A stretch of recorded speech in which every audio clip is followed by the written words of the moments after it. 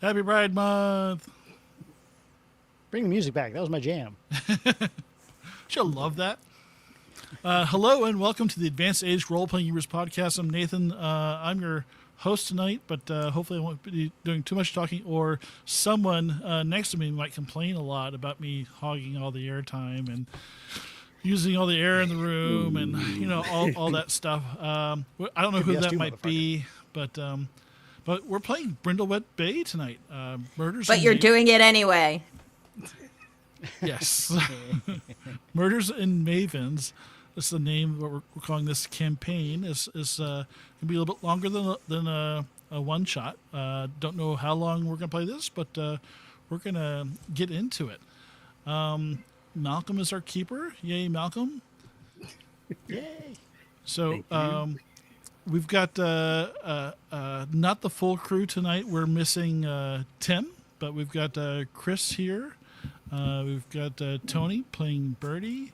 And we've got a very special, super special guest who is taking a shot at our buddy Matt Orr there. This is Laura.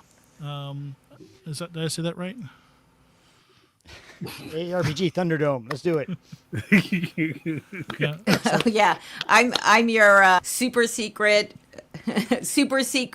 half man, half woman person. Whatever new to me. Tim I just says. learned something new in about front of his Laura. duck. Me too. I guess I've been neglecting. But yeah, Doesn't he say like he says? Am I the only one who watches this show? I think so. Between all of us, Wait, this is the show? Yeah, we're live. So put your pants back on. Oh my gosh. No. Anyway, so I'm gonna Put your pants on. shut up temporarily and hand things back over to the Malcolm. Okay. Well, welcome. We're going to be doing Brindlewood Bay, obviously, this evening, which is a sort of a dark, cozy mystery game by Joseph Cordova. And I'm hoping that all of you will enjoy our little journey into a little geriatric murder mystery, Cthulhu-esque investigations in a wonderful and charming town of Brindlewood Bay. So we're going to start off with basically getting our characters started, and this is sort of where we look at who our Mavens are in town, who are the members of this particular Maven Murder Mystery Club, who's a book club that happens to also solve murders, I guess, in their small town. Who knows? But basically, this will, so we're going to just go over and get introduced and actually build and introduce each one of the characters in our cast. And then we'll go on to the Murder Mavens with their Mystery Book Club meeting, which happens every Saturday upstairs in the Candlelight Bookstore, booksellers in Brindlewood Bay. But right now, let's get started with just character building. Let's start off by basically, first of all, looking at your character sheets, and let's get some basic stuff down, if we can. And by basics, I mean basically just like we're going to go over the names and where you're from, and about your late partners, any children if you have any, what you did before you retired to Brindlewood Bay. And then we'll take over. We'll go from there for your cozy places and so forth. But let's just dive right in. And I just want to know who wants to go first. I'll go. Okay. All right. That's Okay, good. so my character is Evelyn Foot Park. Sorry, tried the accent, and she is a early morning hiker. That's her style.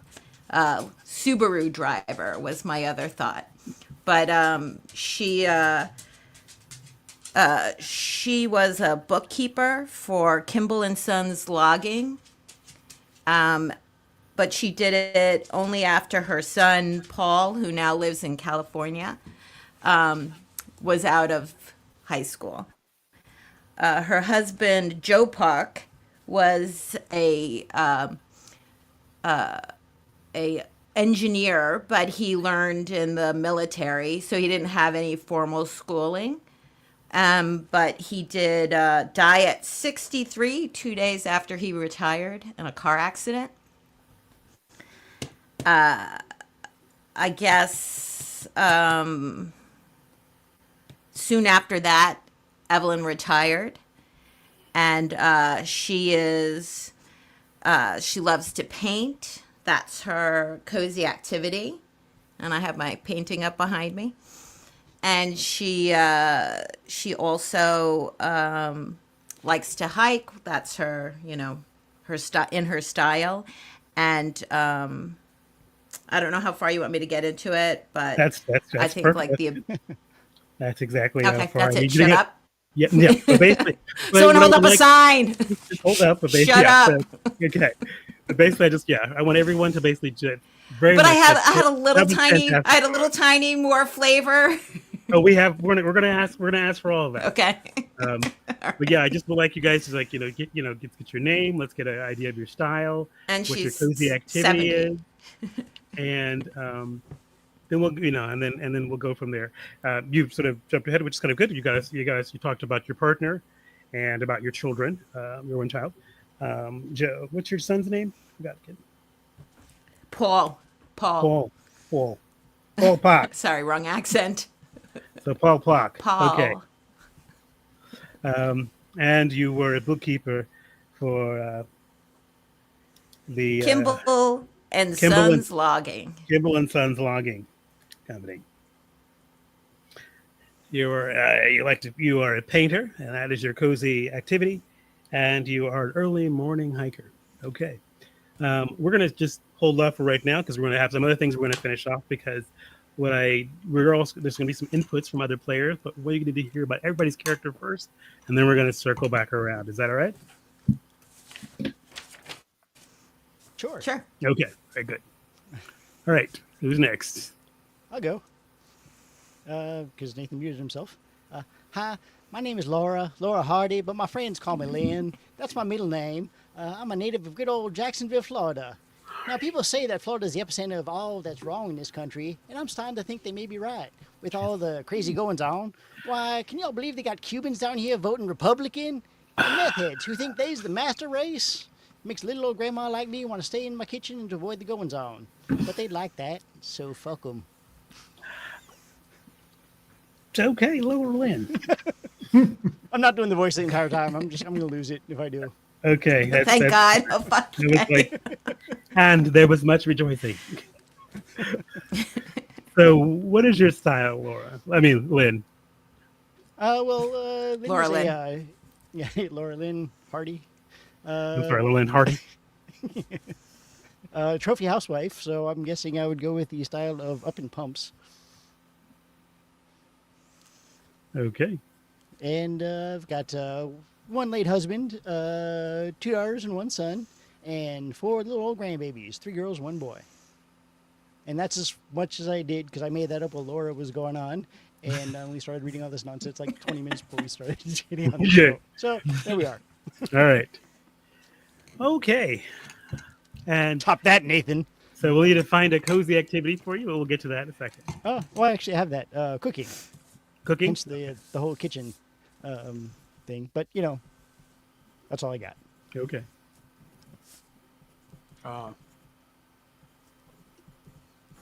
I could jump in. Yeah, go ahead. I was going to do the history later. I was just going to do like a 1-sentence description. All we need is just the name, your basic style, Okay. your cozy activity. They're right. I mean, if these are just like, if you just, to make it easy, you can just look on like the character sheet and they just literally have it broken down real easy where your name, your style, like you can just choose one of those cozy activities. Preferably no one should have the same cozy activity, just like you shouldn't have the same Maven move, but we'll get to that later. And then, we'll go from there.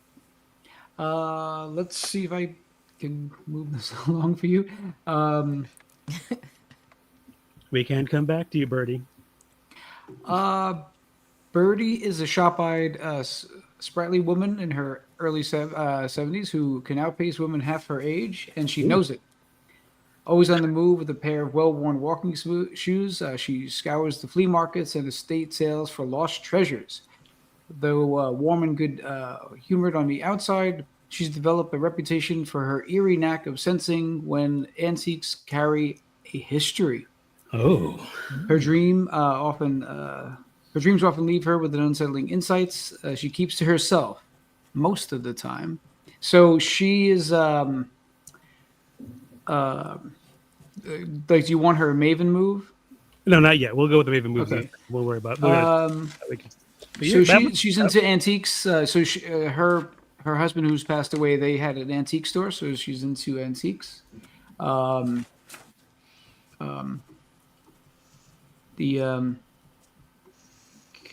Sorry, voice.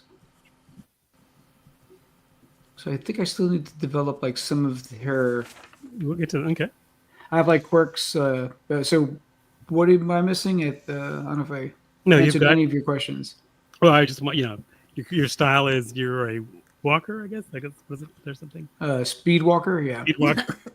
Speed walker.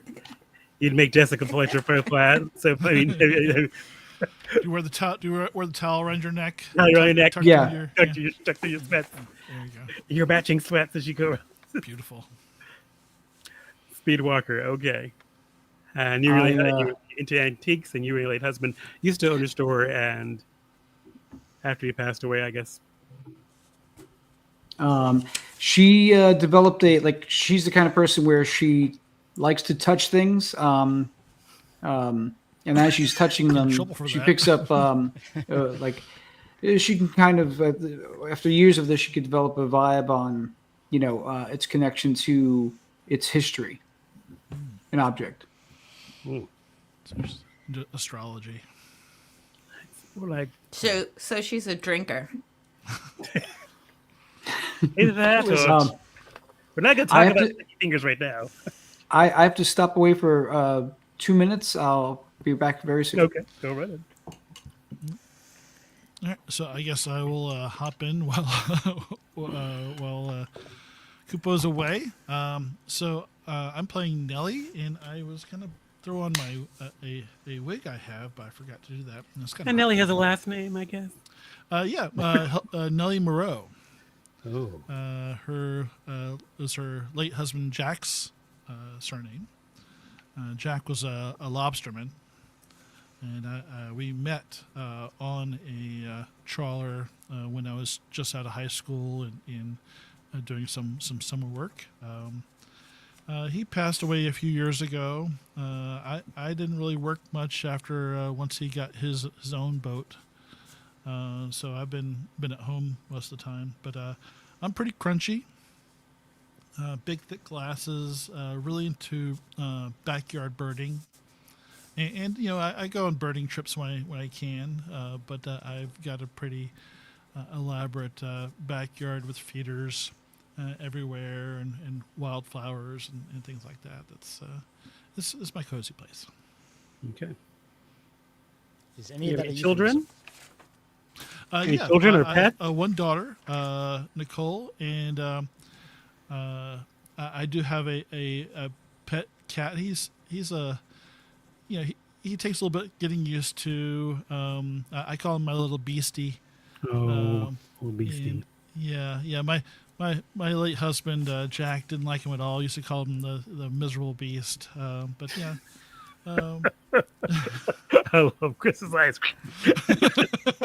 Squinting. But I think Laura's making fun of me too. But as she should. Yeah, I can't wait for you all to meet Beastie. He's a great little guy. Well, let's just to give you a little. So that's perfect, guys. So what I would like you guys to do right now is you've chosen your cozy activity and everything. And none of them are the same, so that's good. What I think it's everybody, so we're going to go ahead and go to the next step of characterization, which generally would be like, you talked about your partners, your children, and so forth, but I would like now for all of you, basically, if we all introduce one another, but each of you, since you're here, and whoever's here, is basically, we're going to take Lynn, she's her cozy thing is, this is Chris's character, is cooking. I just want somebody else, some of the other characters, to describe something that is in their cozy place that defines them, or is somehow a sort of expression of their particular cozy sort of hobby. Like, for instance, does she have a mixer, or does she have a certain number of aprons, or an old cookbook from the town? Understand this when we do this, though. You are sort of assigning some sort of cozy items to another player. And these are items that they could possibly use in the course of a mystery, maybe, to help them enhance a particular role.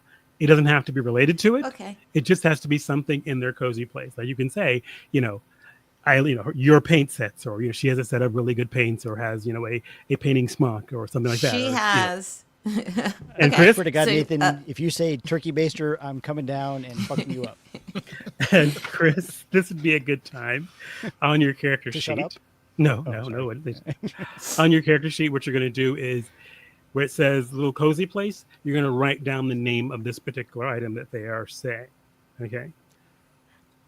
I think it would be great if Lynn had some really high quality chef knives. I like the way you think. I think that's so cozy to have like the tools to do things quickly and easily. Yeah, I think I like the cookbook idea. It's basically something was passed down from her grandmother. It was a lot of handwritten and cut from magazine article recipes, just kind of stuffed into this huge binder. It's Betty Crocker. Yeah, so all that just ripped out of cookbooks and just shoved into this thing. It's just like a mass of pages stuffed in there, but you somehow know exactly where each recipe is, even though it's probably you could barely lift it. So a grimoire You've of seen my home filing system, so Yeah. that's So, accurate. and we'll ask Kupo about it when he gets back. So so that will be Lynn's cozy space. So we may give you a couple of more. We'll have you figure that out in a second. But those are just three. Those are just the two that I want the players to give you, and then we're going to do the same thing for the other players as well. So like for Evelyn, what is in her painting studio?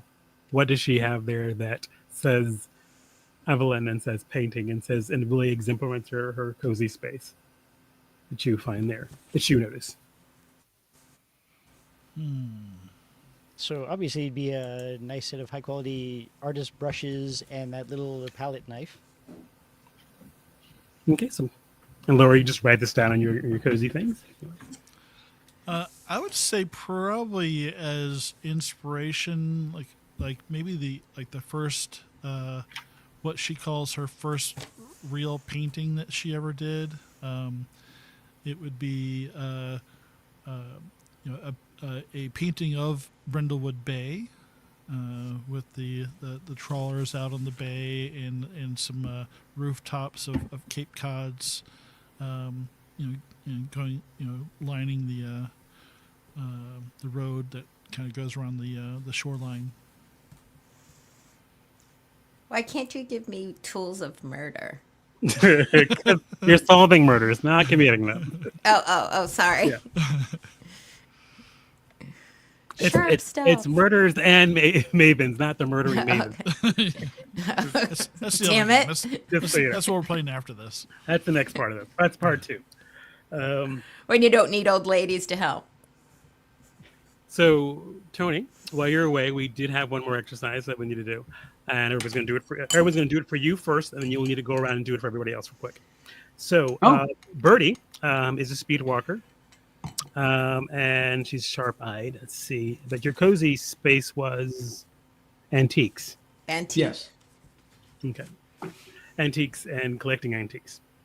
So, as far as the other players on your character sheet, you'll notice there's a space that says cozy what's it called? I now forgot. The Cozy little place. Cozy little place. There are various nines. No, the other players are going to give you 3 objects that are going to go in there real quick.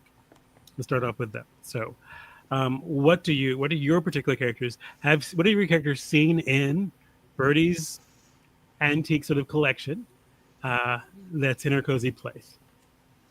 That sort of both speaks to her and to her hobby.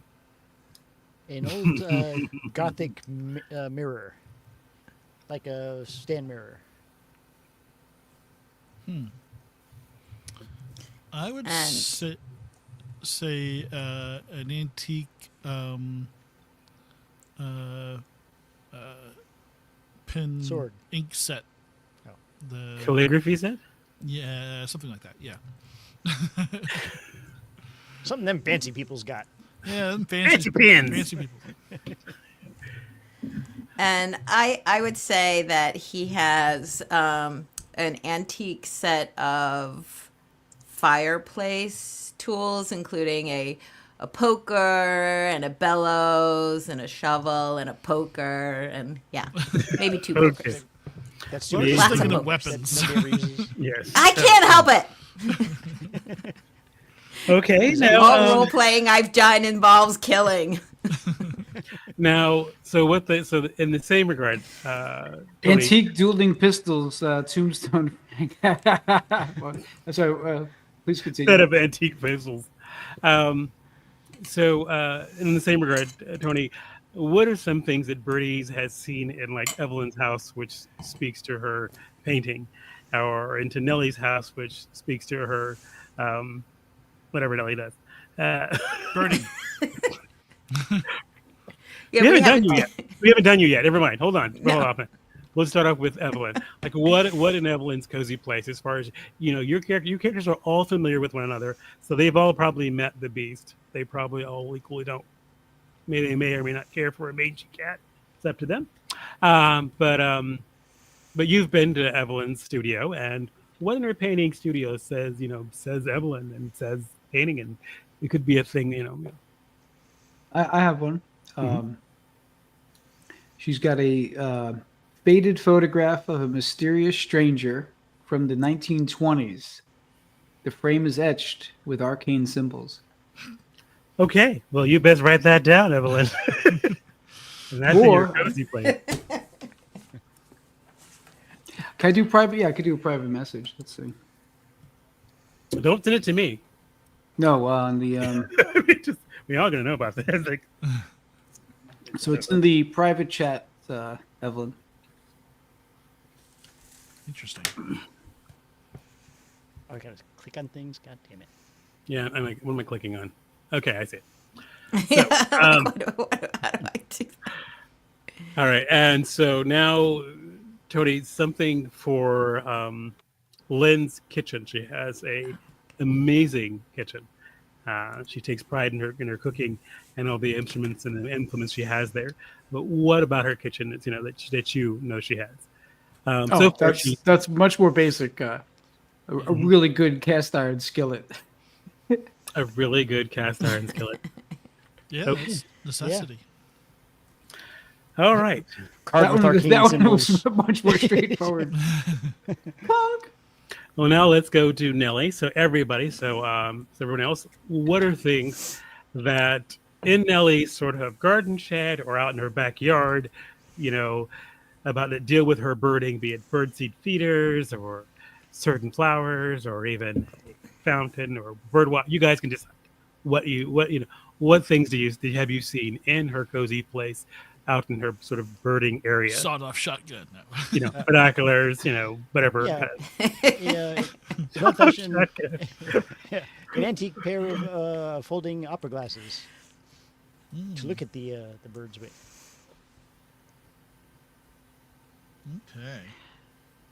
Okay. Can Nelly have a birdhouse that's conspicuously larger on the inside than it appears on the outside? That's later on in the game. Oh, okay. Okay. A birdhouse of withholding or whatever. Birdhouse of doom. Spouse of withholding. He's dead. Your spouse is dead. Oh. Is that a euphemism too? Jesus Christ. Are you good with that, Tony? What do we settle on? A birdhouse. Okay, so What? okay. Let's go. Yeah, if the keeper's okay with it, I'm okay with it. I mean, aren't we waiting for your idea, or did you already give? Yeah. I don't actually listen to Tony Me? ever, so No, I'm trying, but like every time I'm just not sure we have clarification on this. Birdhouse. We're Okay, going with birdhouse. so I'd say, she has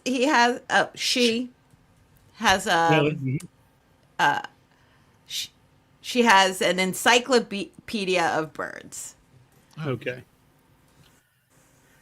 And those are the first sort of 3 items that you'll have. We'll let you guys, you can each of you players, because we have so few players, we'll let you each of you add 1 cozy item to this thing. Understand that your cozy place items sort of act almost like your equipment.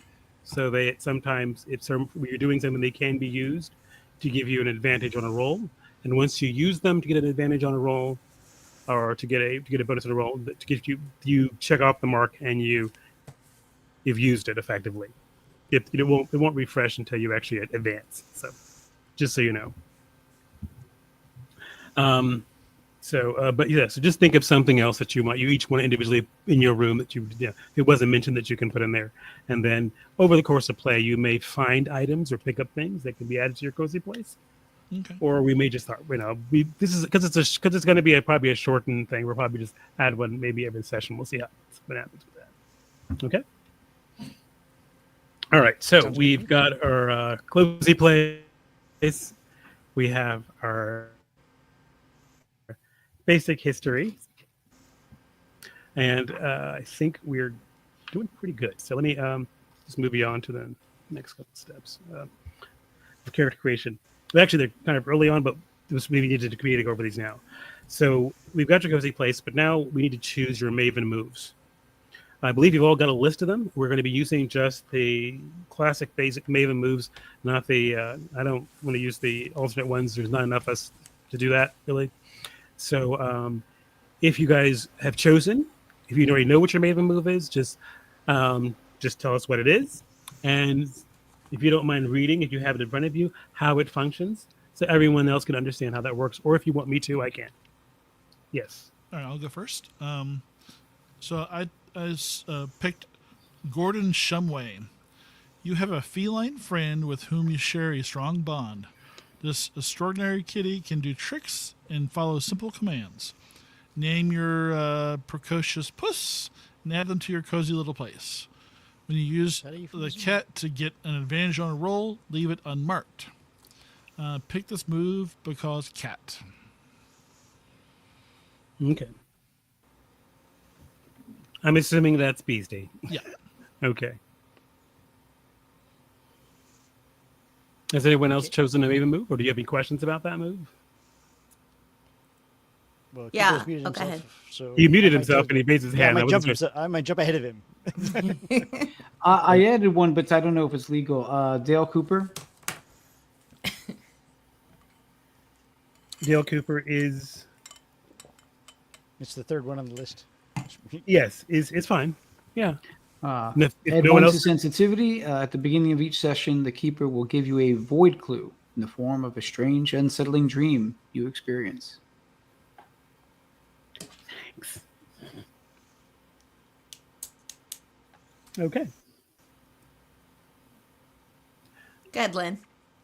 Okay. Go ahead, Lynn. I chose Frank Columbo. Something about you causes the elite of society to not take you too seriously. What is it? Once per mystery, when you do the meddling move in a place occupied by the rich and famous, you find an additional clue, even on a miss. And I'm guessing it's my southern accent. It's called role-playing, Chris. You're not supposed to play yourself. Yes, Evelyn? I have a southern accent. I believe I've been referred to as a drunk Canadian. Thank you. And what is Evelyn's? Tom Hansen, you can easily pass for someone much younger. if you're in a situation or environment where being younger is a benefit, your rolls are made with advantage.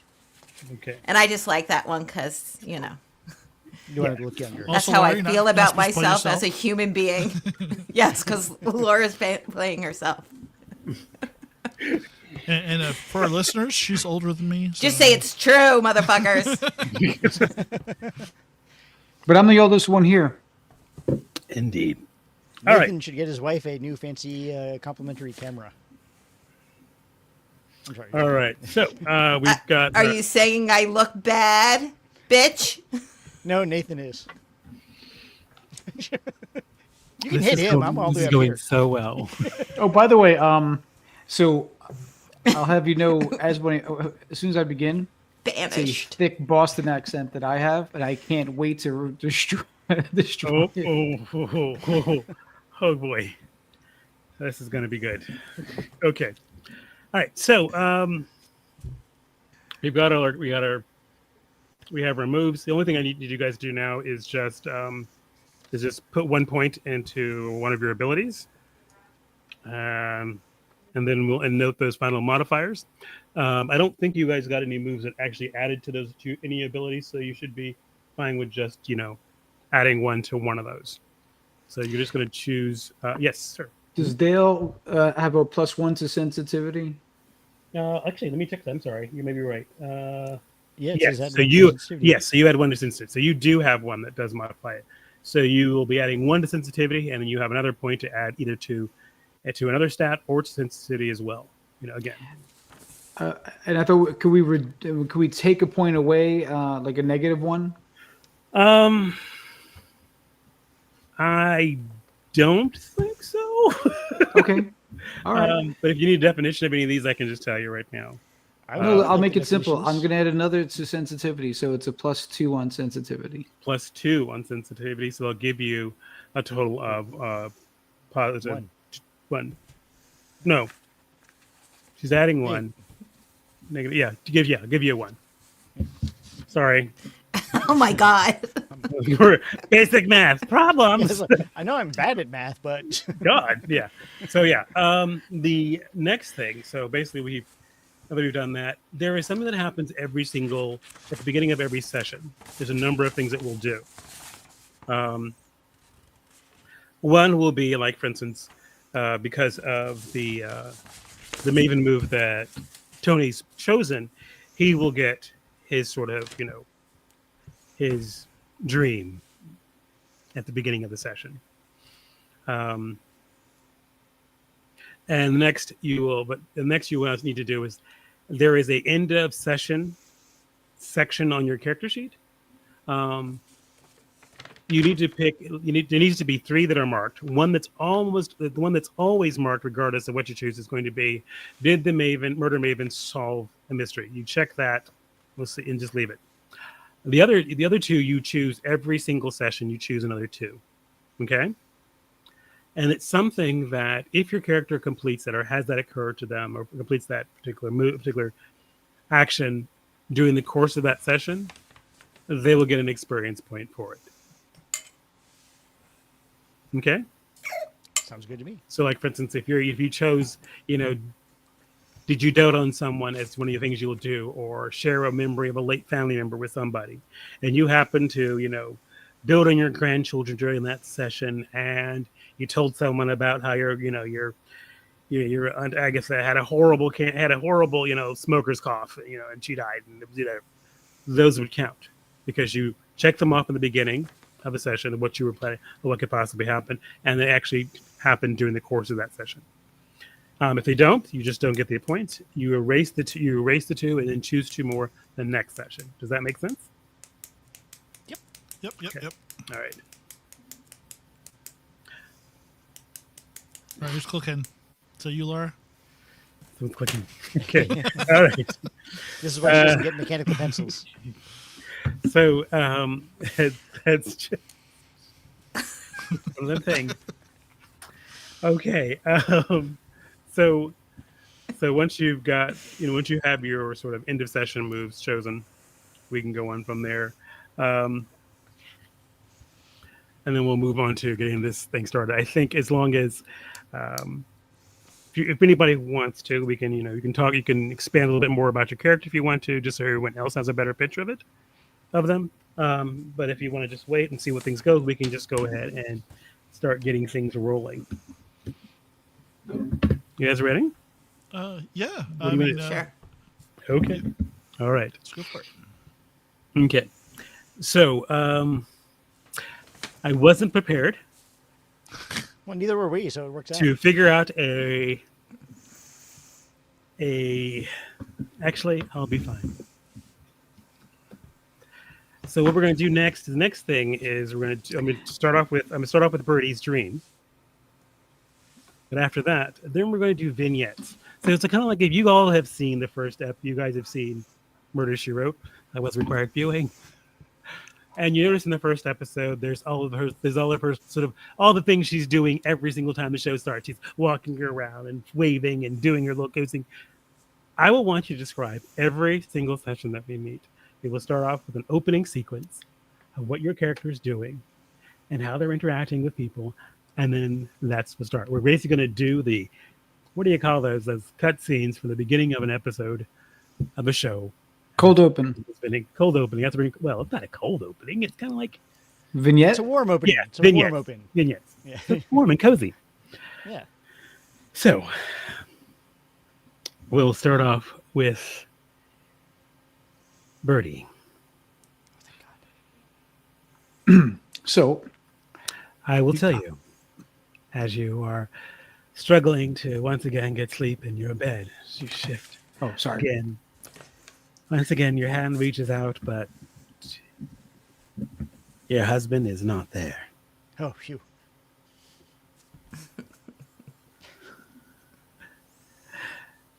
But what is there that your hand touches is this large fish. This large dead fish in your bed. I mean, it's like almost tuna big. It's like... And you sit up and look at it. Its dead eyes, it lies there. And then from its gaping mouth, one word is spoken. Void. And then suddenly you wake up. And the sun streams in, and the birds are chirping, and it's a lovely day in Brindlewood Bay. Let's begin with our vignettes, starting with you, Evelyn. What am I doing? Yes. How do you start this episode? What are you doing? Where are you going? What are you Well, painting? Where do we find Not Evelyn? painting. It's the morning, so I'm putting on my New Balance sneakers as I look around for my quarter zip hoodie and getting ready to walk out the door. Oh, what a beautiful day to go for a hike. You know, a woman half my age probably couldn't hike for 5 miles, but I'll go and do it anyway. Let me set my timer here on my, what are those step counters from back in the day? My pedometer. And I'm off, going for a walk. But Okay. before I go, I'm going to grab my small bag of granola bars and take another swig of my coffee, and I'm out. Okay. And she leaves, waving goodbye to someone across the street that we don't see off camera. And it's right to you, Nellie. I am just pouring myself a hot cup of Darjeeling tea as I go to sit in my bay window to watch the morning birds gather in my yard to get their food, and I'm calling out to my little kitty cat Beastie, Beastie, where are you? And Beastie, like, it kind of is scampers from underneath a table to underneath a chair. Beastie's got something in its mouth. I can't quite see. I didn't actually see what it is, but there's something in its mouth. But oh well.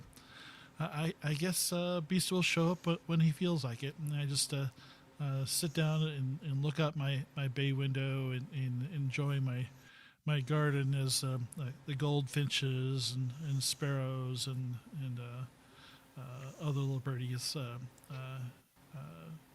flit around and alight on little branches and on the feeders to entertain me. Okay. Lynn. So Lynn opens it. She's in her kitchen, of course. She's got the nice sort of 50s housewife kind of dress on with the apron over it. She's making herself a nice little tea out of her little Japanese tea kettle. You see her pour it in. She takes a nice little sip. Then you see her add a little something else off to the side. You can't make out what it is. But then she turns to the stove and she's cooking up this huge, fabulous meal, sort of a lunchtime meal, which you see her preparing, going cabinets, going through the dishes, sautéing stuff in the pan, and then you see her walk out of the kitchen with this big platter of food and setting it down in front of her 3 children and their children who've joined her for a nice Sunday lunch. And then you see her set it down, pick up a glass of wine, take a big sip, and toast everyone. That sounds delightful. So, we go from there, from that vignette starting off the show in the morning to a sign of the candlelight booksellers, and we pan up a slight of. We go inside, go through these shelves stacked with various books, and past the opening desk, and then we slip over up to a flight of stairs that sort of goes up and up and up to the second floor, and they're opening to the meeting room of the Murder Mavens Mystery Book Club. And it's a cozy room that has, stuff with bookshelves, cozy chairs, small tables, and so forth, where we find our Mavens all there for their Saturday evening meeting of their book club to discuss the newest, Golden Crown mystery by Robin Masterson, about, of course, their favorite character, Amanda Delacourt.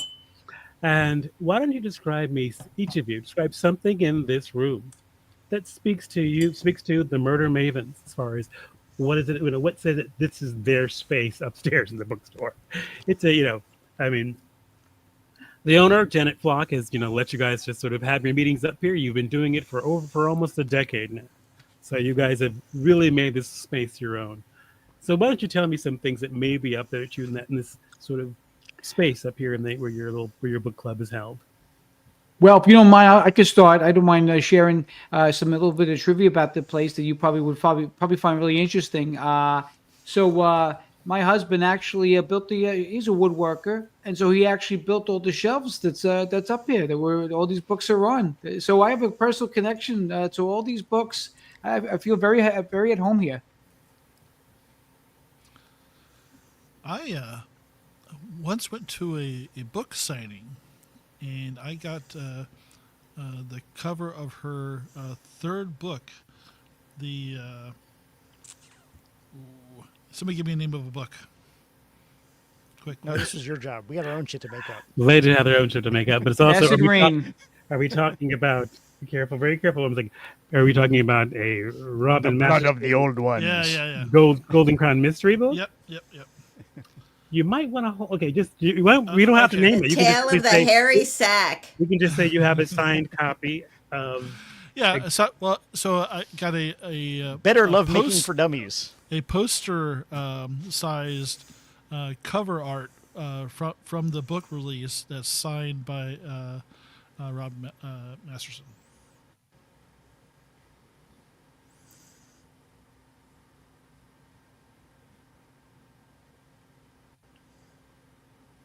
Okay. So Just I'm gonna say it So real quick. Janet, do you want? Janet Yeah, just- has always been such a sweet woman that she allowed me to put up 5 of my paintings all around the room. So when we walk in, we get the feeling of being home and feeling love and being at peace.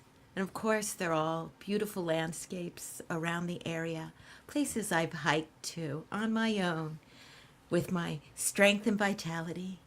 And it's been It's, you know, sometimes I just feel so strong and free when I paint, and seeing these paintings make me feel exactly that way. Wasn't my poster Birdie, there? Birdie. By the way, just a little note.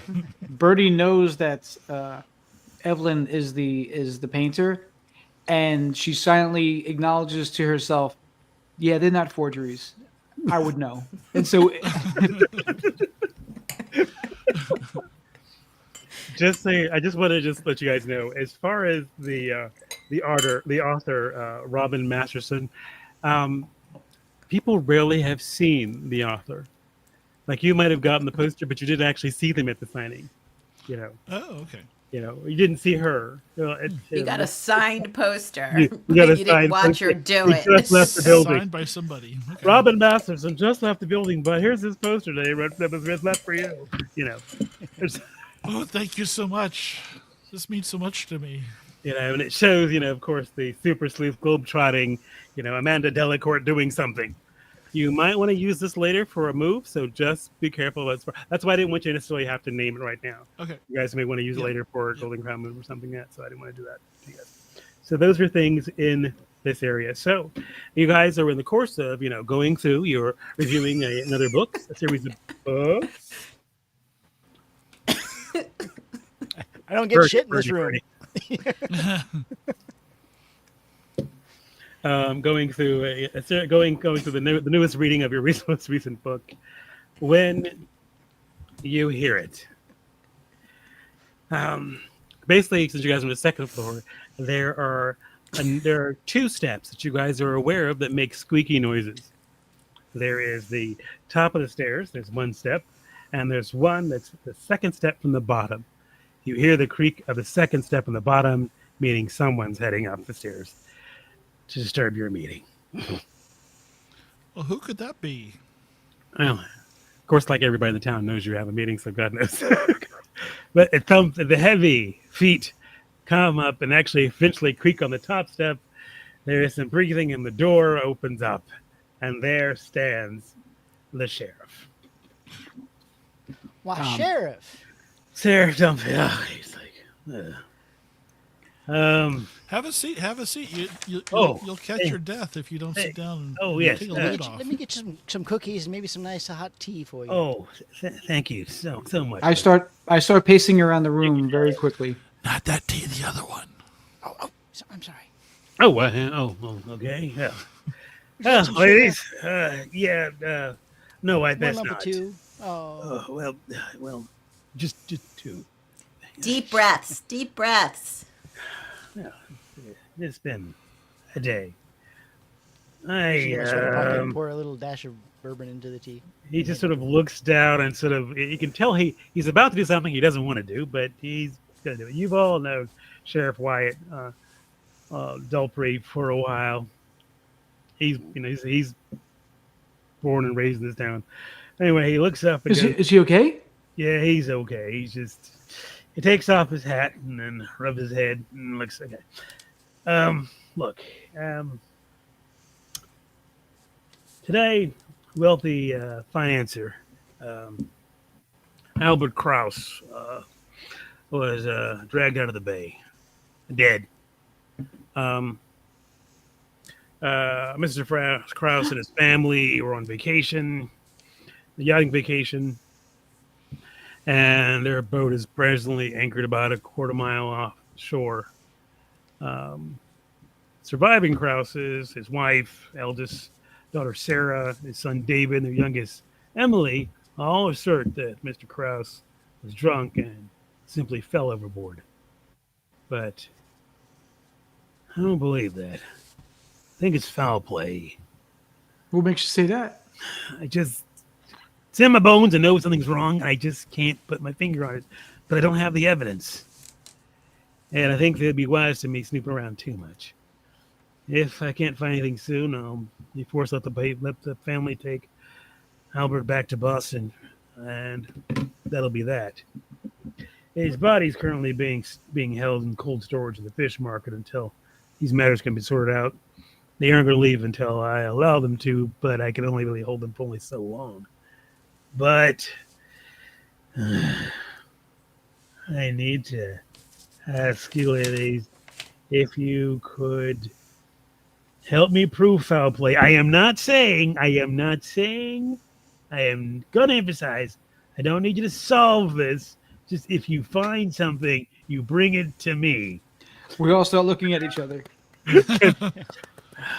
And that's just bring it to me. Don't go solving this. course. This What- is not like Oh, sure. I wouldn't even think why, about it. why would you even suggest anything otherwise? We of course we'll bring it to you. it's because Nellie there was one time when you did do something and someone, I don't know, I won't mention it here, Bertie, produced a fake deputy badge. Just Oh, no, that was definitely a real one. It just wasn't from this town. Yeah, just don't ask where she got it. So what does this mean? We're officially on the case? I was saying I could Definitely use- seems like we're officially on the case. What do you think? Yeah. Yeah. Don't worry, I Sheriff. think so. We'll keep our eyes out. We'll keep them in line, won't we, ladies? Listen, Sheriff. I've told you many times that my father, Abram Foote, was the lieutenant governor of Vermont. Yes. And during that time, he knew Mr. Krause's So dad. sweet. So it only makes sense for me to be able to, go and talk to the family and, give them a little bit of love and attention that, important people give important people. Right. This is kind of interesting because the next thing I was going to do was that there was going to be an establishing question, which was, you've met one of the Krause's children several years ago. What were the circumstances around that, Evelyn, since you knew her grandfather? Well, as you also know, my little nephew, Richie Foote, also was the lieutenant governor of Vermont for a few years, and he had a lovely party for the inauguration, and the Krauses came. Yeah. Okay. Well, all right. That's fantastic. Well, I'm going to go downstairs and regret some things, and just if you just let me know if you find something. This is probably Now, a Sheriff, mistake.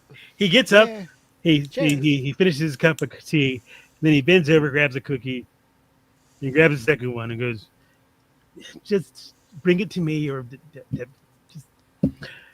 Oh my goodness! But Sheriff, where in the bay was he found? Oh, on the beach, Well, where in the beach? not too far from the pier, closer to.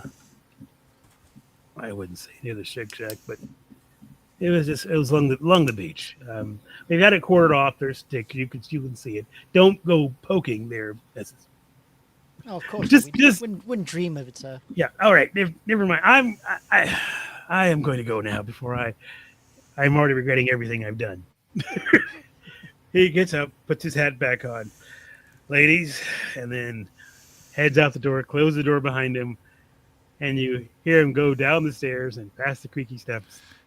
As soon as he shuts the door, I head over to a cabinet and I get out our crime-solving notebooks and pass them out to the rest of the gang. While you're doing that, I make a note. Did you ladies see that? He was giving me the eye of the devil. He's still into me. I could tell. No, he looks like that to everyone. He couldn't handle you, honey. We're gonna see what happens later. Oh, you're Why did you tighten your terrible. girdle? You're terrible, Bertie. Oh my goodness. So, So What does where Darcy to first, say? ladies?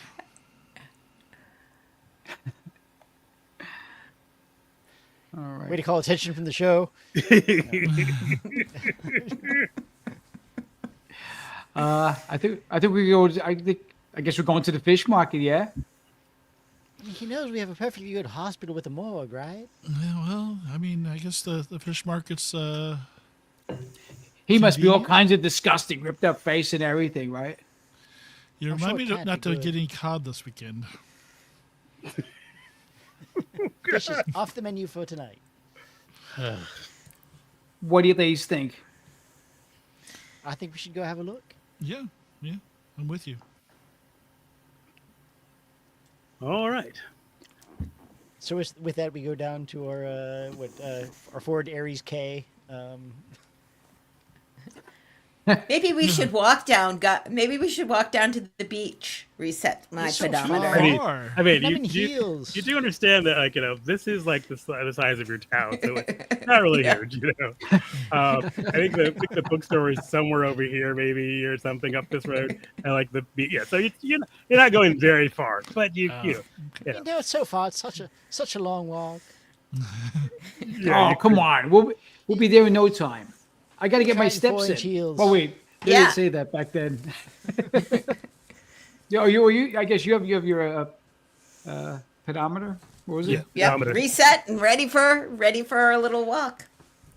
I'm making to-go cups of tea. Anybody want some?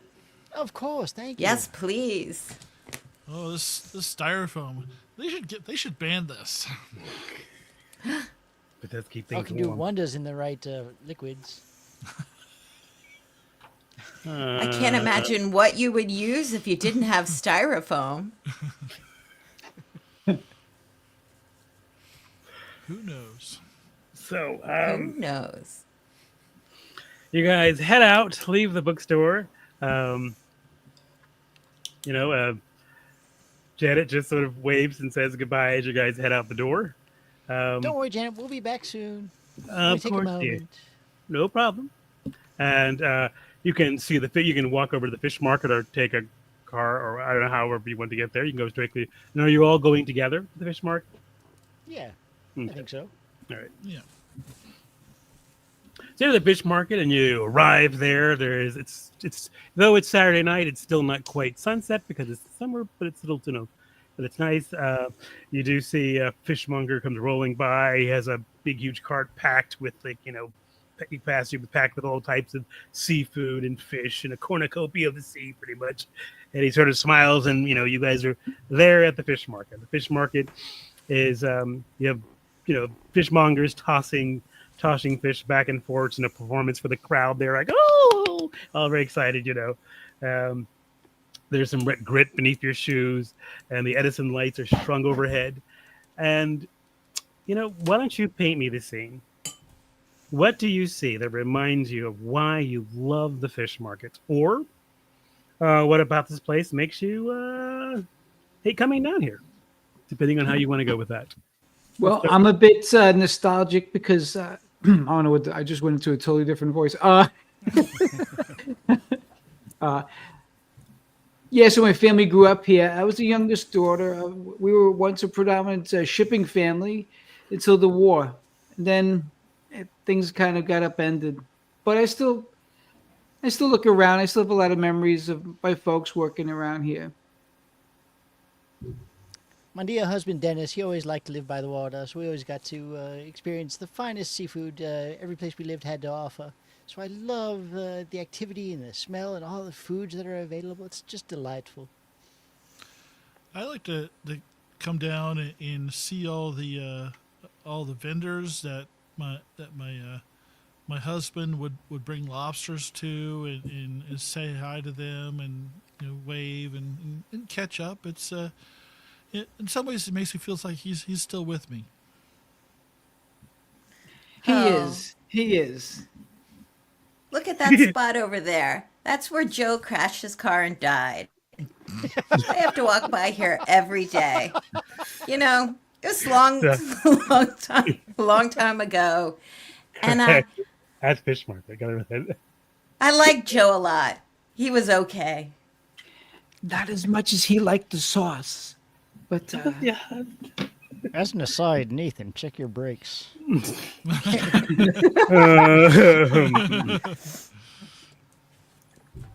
So yes, so you're down at the fish market. There's all the front, the front stuff where people are just like, tossing it. There's all these various sort of they've set up various sort of like ice spins, have fish and clams and sort of all kinds of seafood set out there for people to purchase and get, as well as some fresh vegetables at certain carts not too far. As far as they have additional freezers in the back, or refrigerators and freezers in the back behind there, and that'll be the back of the fish market, which is not nearly as touristy friendly, but that's where the body probably will be stored. But you can at least ask someone, I guess, or check around. I don't know. What are you guys going to do? You're in the fish market now.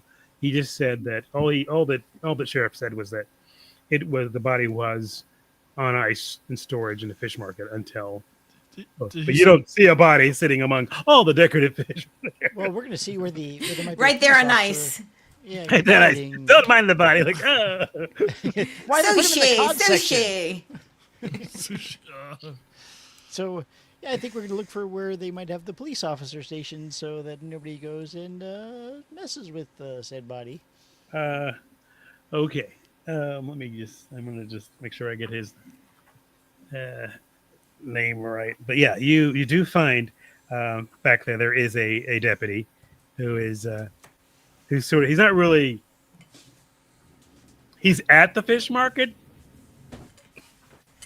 He does not seem to be paying any mind to, I mean, like he just seems to be at the fish market.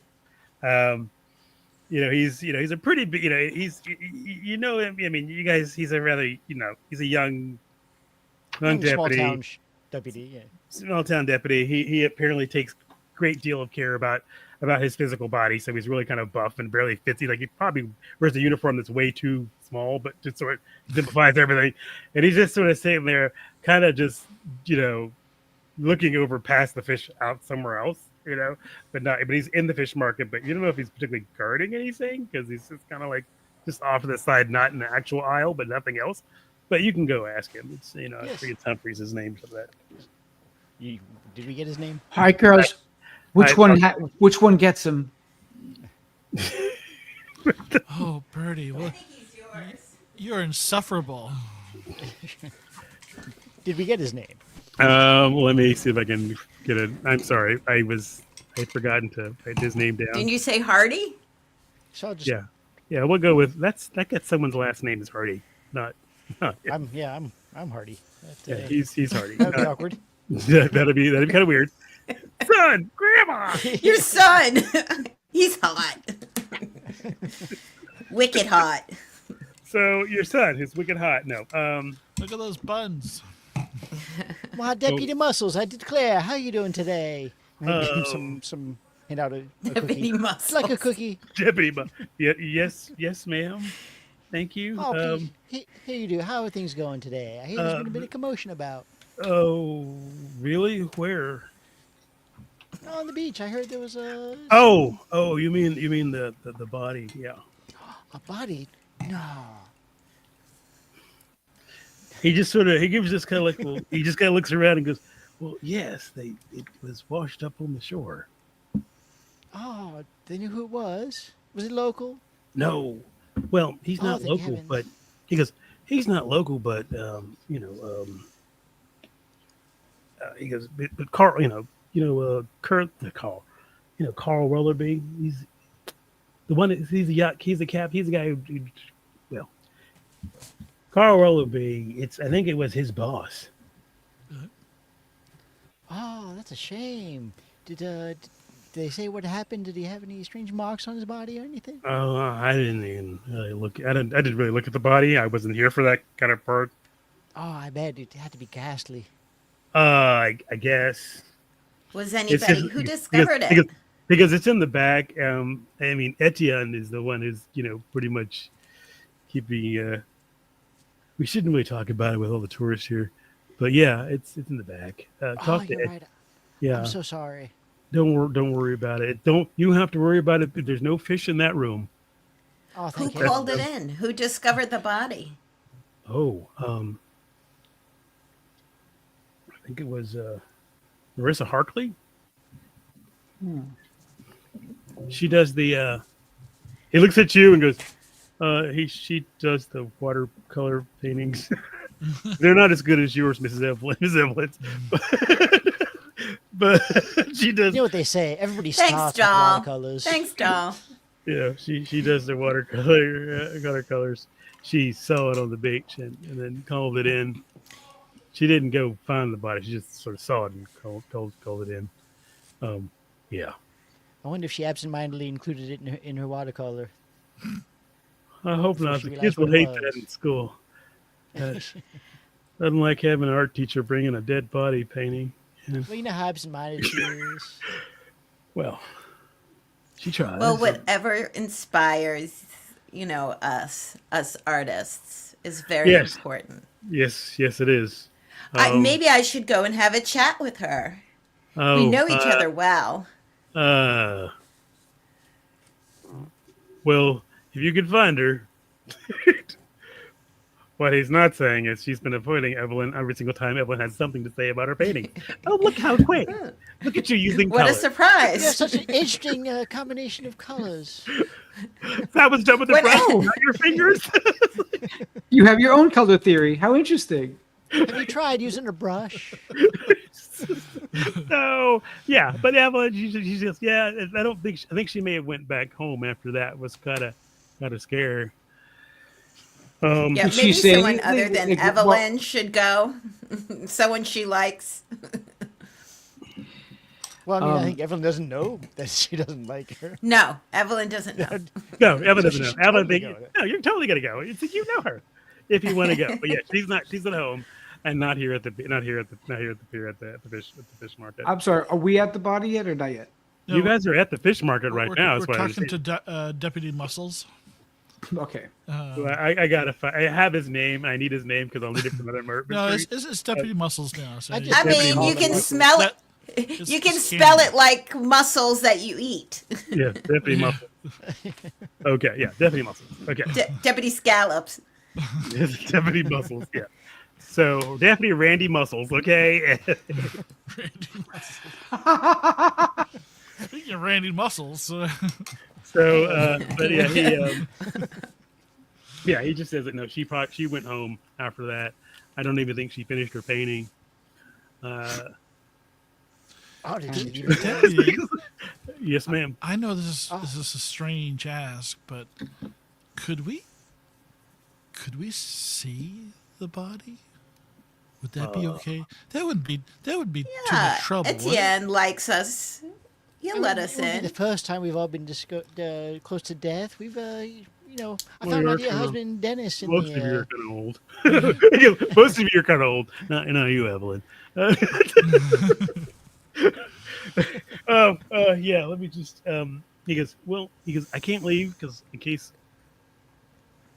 Can No, yeah, of course we'll find We'll our own be way fine. back. It's We'll be fine. It is kind of gross back there. Oh, so was Our my first time in the fish husband. market. I mean, fish market. That's all. I've Oh, cleaned I- and got my share. You Yeah, can be sure of that. yeah. Just go. I'll be right back. Yeah, go ahead. He just sort of hurries off the other direction. For you guys, something caught his eye. He headed off. So. Hate to But see he him just, leave, but, he just sort of points. but love to back. watch him go. It could be the bird he was rubbing up against, like just. I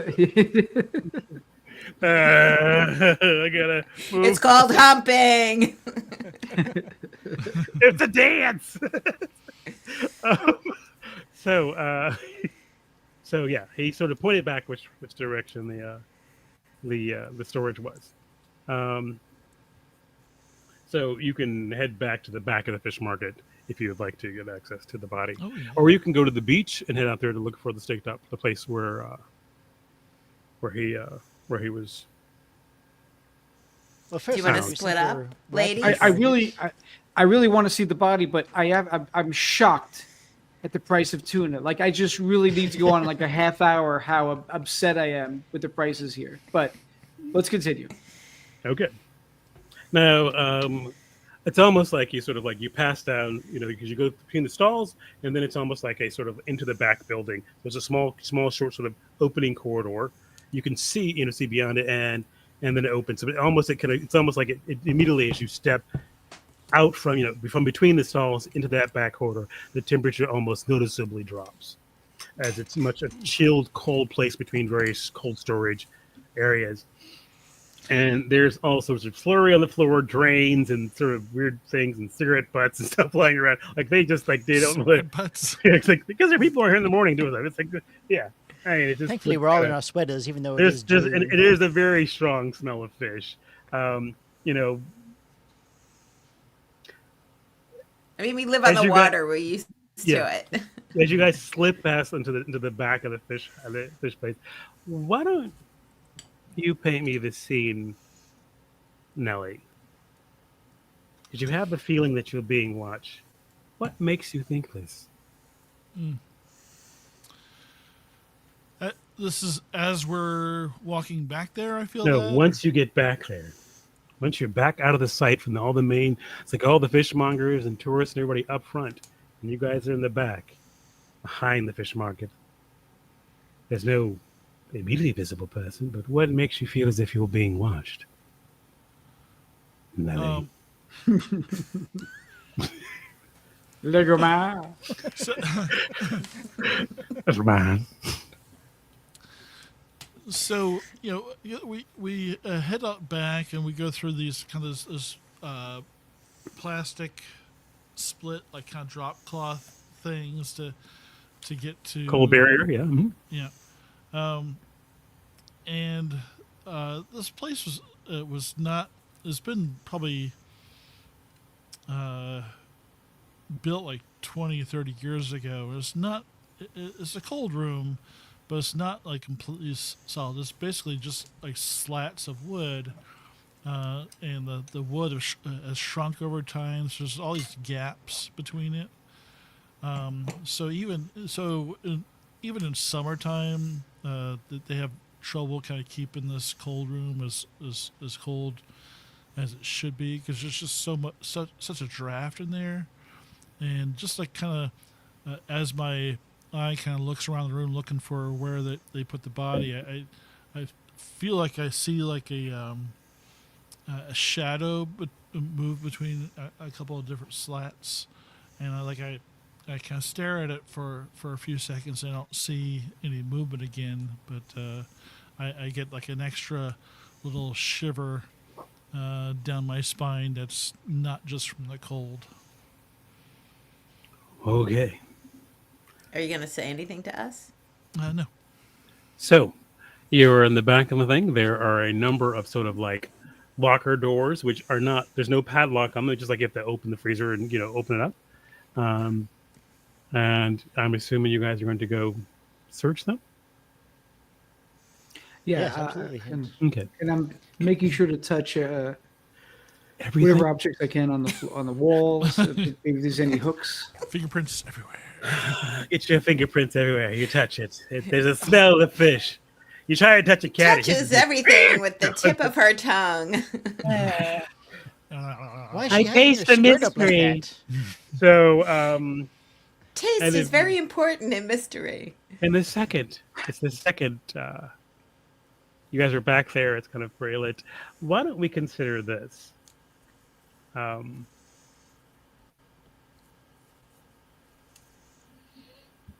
This will be, we'll consider this since you're looking for clues, we'll consider this our first. There's no danger, so we'll just consider this a meddling move. Okay? Okay. And one of you can make that, I guess, but if you're actually, what I should actually do is let you guys decide what you want to try and do. If you want to be searching for clues, if you want to be trying to climb the roof, I'll let you decide what you want to do. Sorry, but you do find, the second sort of storage area you open up, and there is a body of a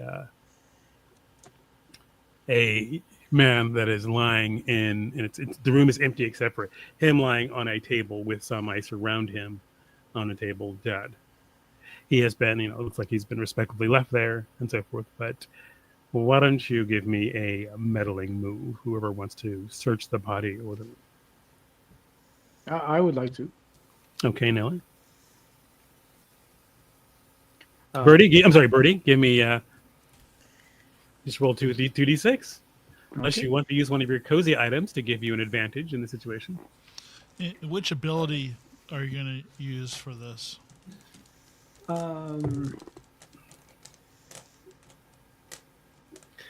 Since you're searching for a clue, and conducting some research, I would consider this a meddling move. There is no apparent obvious danger, so it will not be considered a day or night move at this time. So there's no inherent danger that we're looking at. So. Give me just one moment to. The health department in this town is James, and James is a bit of a drinker. Snarf. Snarf. I wish they would just close their eyes. Just once. Close the dead person's eyes. Now, can more than one of us do a meddling move, or would it just be just the one? I think more than one. More than one of you can do the meddling move. I was just going to start off with Birdie, but yeah, more than one of you can do a meddling move. Okay. It's just you just like you say, I'm going to be looking at the body. I'm going to be investigating this thing. I'm going to help him with the body, whatever. You can more than one of you can do that. So is he still clothed? He is completely clothed. He is wearing what appears to be a. Let me look at the picture I was thinking of for this guy, just so I can describe him well enough. Let's see. Ralph Lauren shorts. A polo with the collar pop. Yeah, it's a very nice linen, white linen, sort of off-white linen shirt. Some Ralph Lauren, pants. A wonderful designer watch that is now waterlogged. He has sort of a gray 5 o'clock shadow and almost white like silver hair. Obviously, those maybe are veneers, but he is a well taken care of person who apparently had an untimely death. So, for those who are making meddling moves, please let me know, and then as far as we're looking for clues, and then we'll get your roll results. Okay.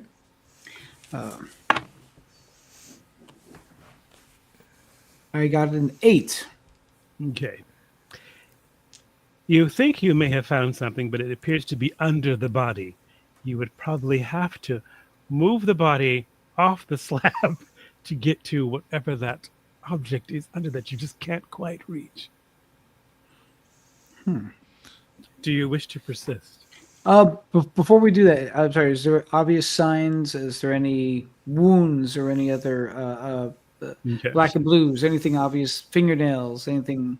Now, what I'm going to do right now, we're going to stop for a second, guys, and I'm going to explain you some mechanics of how this game works. Brindlewood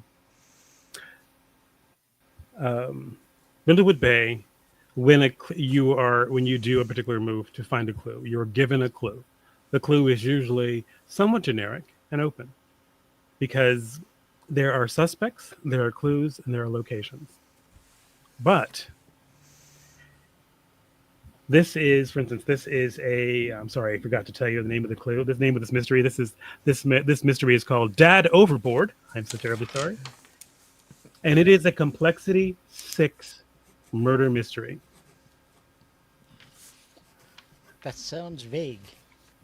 So, let me just tell you how this works. So, in the course of your investigation, the Mavens will gather clues. These clues will be open-ended.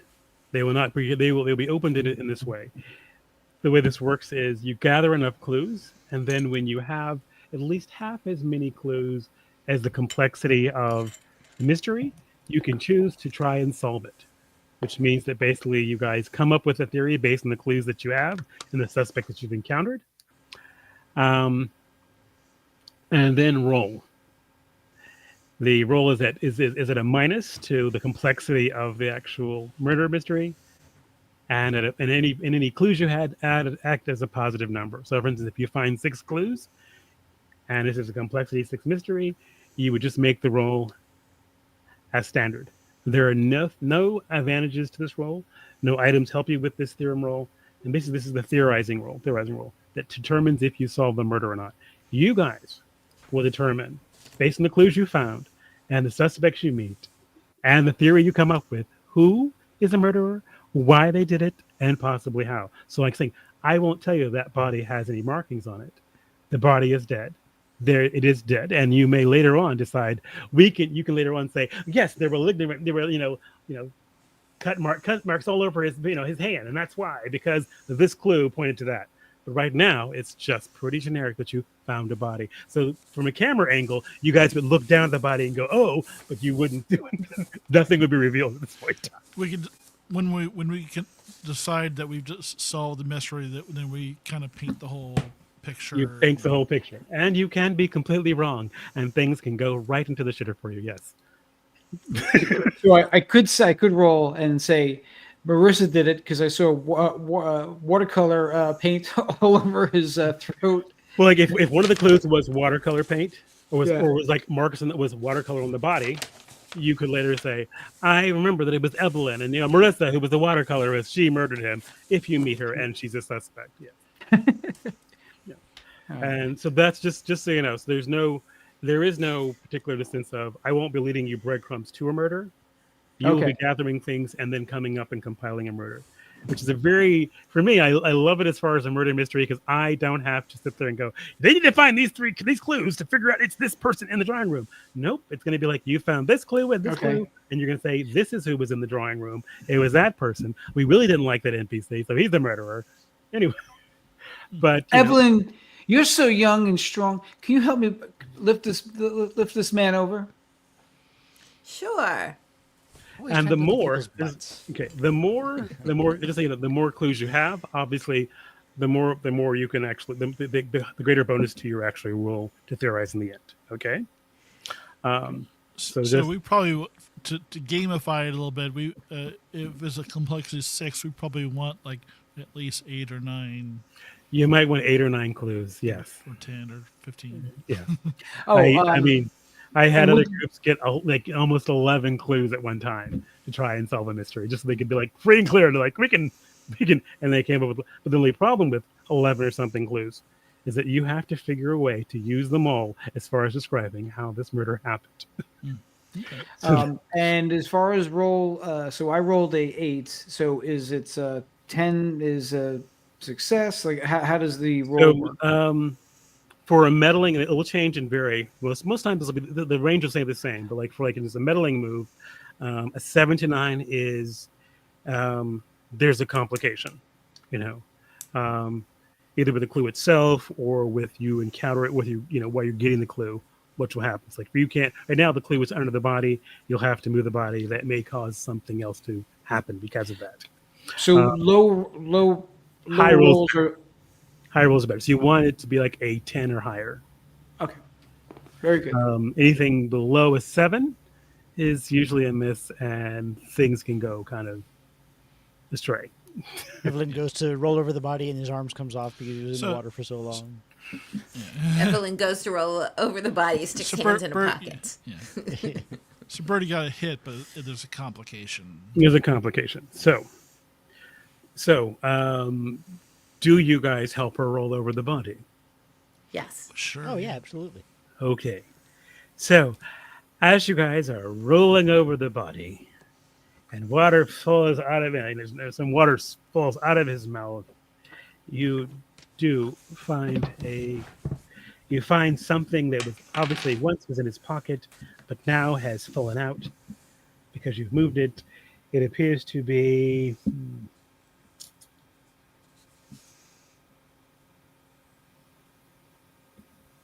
a document. No, sorry. It appears to be a love letter from a young military vet. But as you gather that, you hear, what are you doing? Whoever has the letter. Drop the body. Yeah, Yeah, whoever has the letter. And you turn around, and there Yeah, is... who has the letter? Who has the? You did, probably, Birdie. Birdie has the Okay, letter. I put it in my handbag. Okay. Quickly. Staying there is Etienne Beauregard. He's the fishmonger. You guys all know him. He's got a silver beard. He always plays the sort of romantic Frenchman from the sea, though you always are, he performs the tourist, but you all actually know he's from Scranton. Anyway, he goes, what are you doing with Albert's body? He says, I think you guys should probably Oh, ladies. it's fine. We checked ladies. with Deputy Muscles. He knows. Well, you shouldn't. You don't want to. He's dead. I mean, look. Officer Muscles is dead? No, we just saw him no. not 5 minutes ago. Albert's dead. You know, I mean, Um, I'd do I'm anything so for the crowd. Who's Albert? You know, He goes. That's Albert Krause. I'd we're do the anything. welcoming committee, Etienne. So we're just showing some peace and love and welcome to our new guest. He looks at you and goes, Evelyn Park. The Krauses have been coming here for about 10 years. I mean, I owe everything in the world to them. I owe everything in the world because of them. And when they told me what happened, I gave them someplace where to store the body for Albert. It was, I was more than happy to provide the room, considering what's going between us. But I think maybe his family could use some comfort more than Albert could. Where's the family staying? All right, now they're still on the Regal Lady out in the lake, but you can they definitely have. I think the crew's brought over they have a dinghy, the Dalliance, that comes over and picks up stuff. You can possibly catch that and go back over if you want to get. So the dinghy's a dolly. The dinghy's called a Dalliance. Ah. Are they aware? Have they been informed? That he's dead? Yeah. Yes, they are all in mourning, I believe, on the boat. Okay. Now, Well, yeah. is it true, Etienne? Is it true that I heard that you and the late Mr. Krause here had a little scuffle? No. You butt heads? What? Yeah. No. I mean, there's rumors. Everything I have in the world is because of them. Why would I have a fight with Albert? There's no reason. You tell me. Would you like to make a meddling rule? Yes, I would. Because you seem to be needling. Yeah, I'm gonna use. Can I use composure? Just kind of keep my cool to keep my face straight. Because I'm just digging around. Yes, you can use composure as your stat to roll this again. All right. 9. Well, he does not take kindly to your line of questioning. Okay.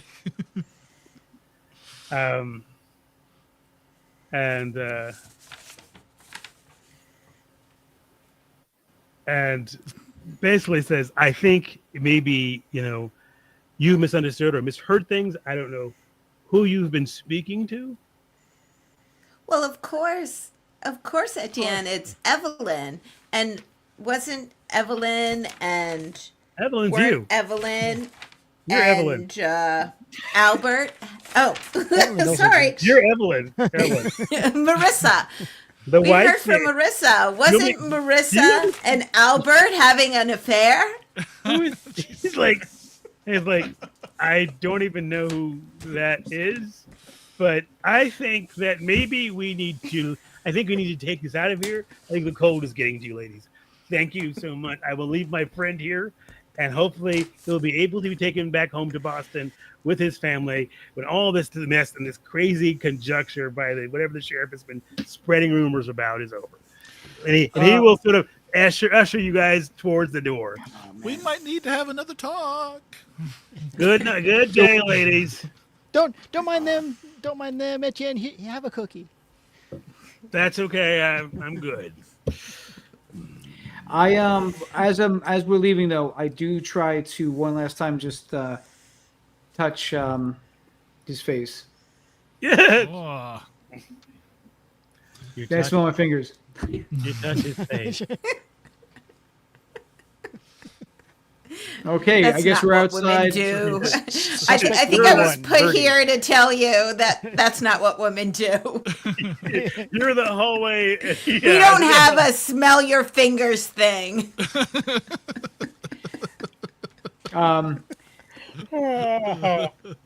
Okay, so Etienne does smell like fish. it smells like fishy. fish everywhere here. He's fishy. So, Well, ladies, I guess I'm what I'm gonna- asking is, do I sense anything by stroking his face? touching his body? No, there's no particular tingling that you receive. or message Okay. from beyond.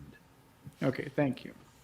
So, ladies, I think I'm gonna go down to the beach and take a look at to see where the where Marissa might have been working. See what she could have seen from there. See if there's any other details she might have not told the police. I'll come with you. Since I have a moment outside, I open up the letter. Can I read it? Is it Yes, legible? it is definitely a love letter from a young military vet. And that is all the information that currently exists until you guys add more details as you solve the mystery. Okay.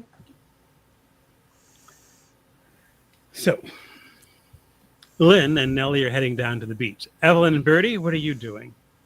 You do see attached to the pier, there appears to be a fancy dinghy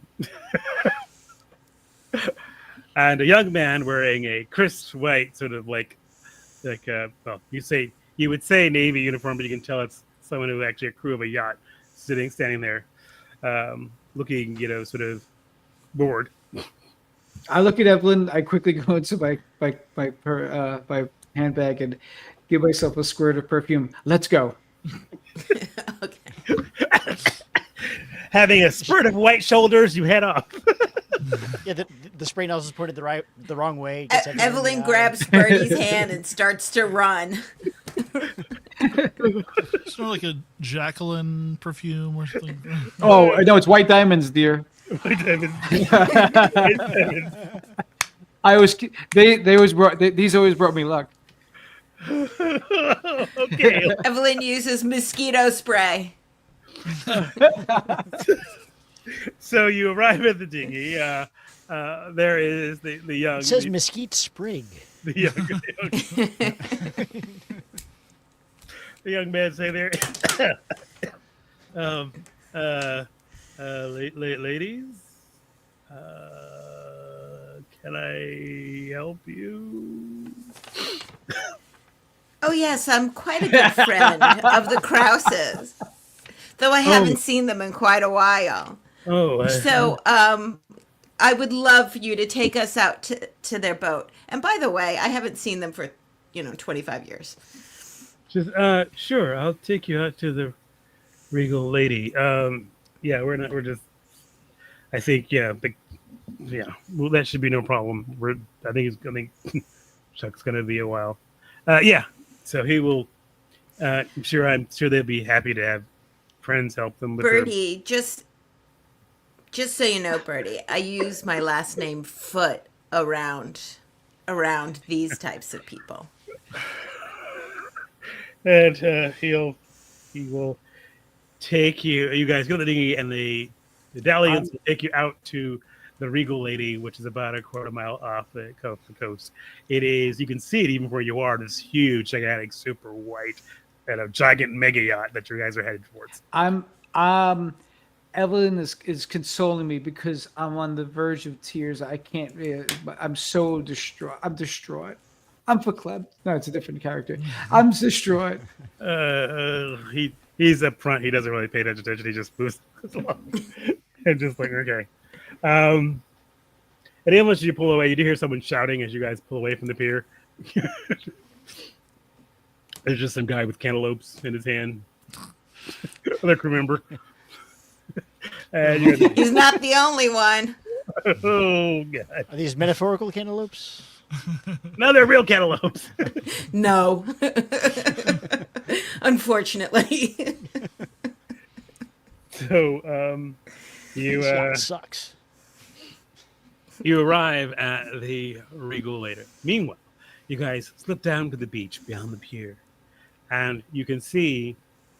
At first, you don't see it because because they're at first you're not sure where it happened. I mean, there's some people on the beach running around, but not a few minutes. You see there's a little kid screaming because his ice cream cone fell and his mom trying to console him, and the seagulls are squawking up above.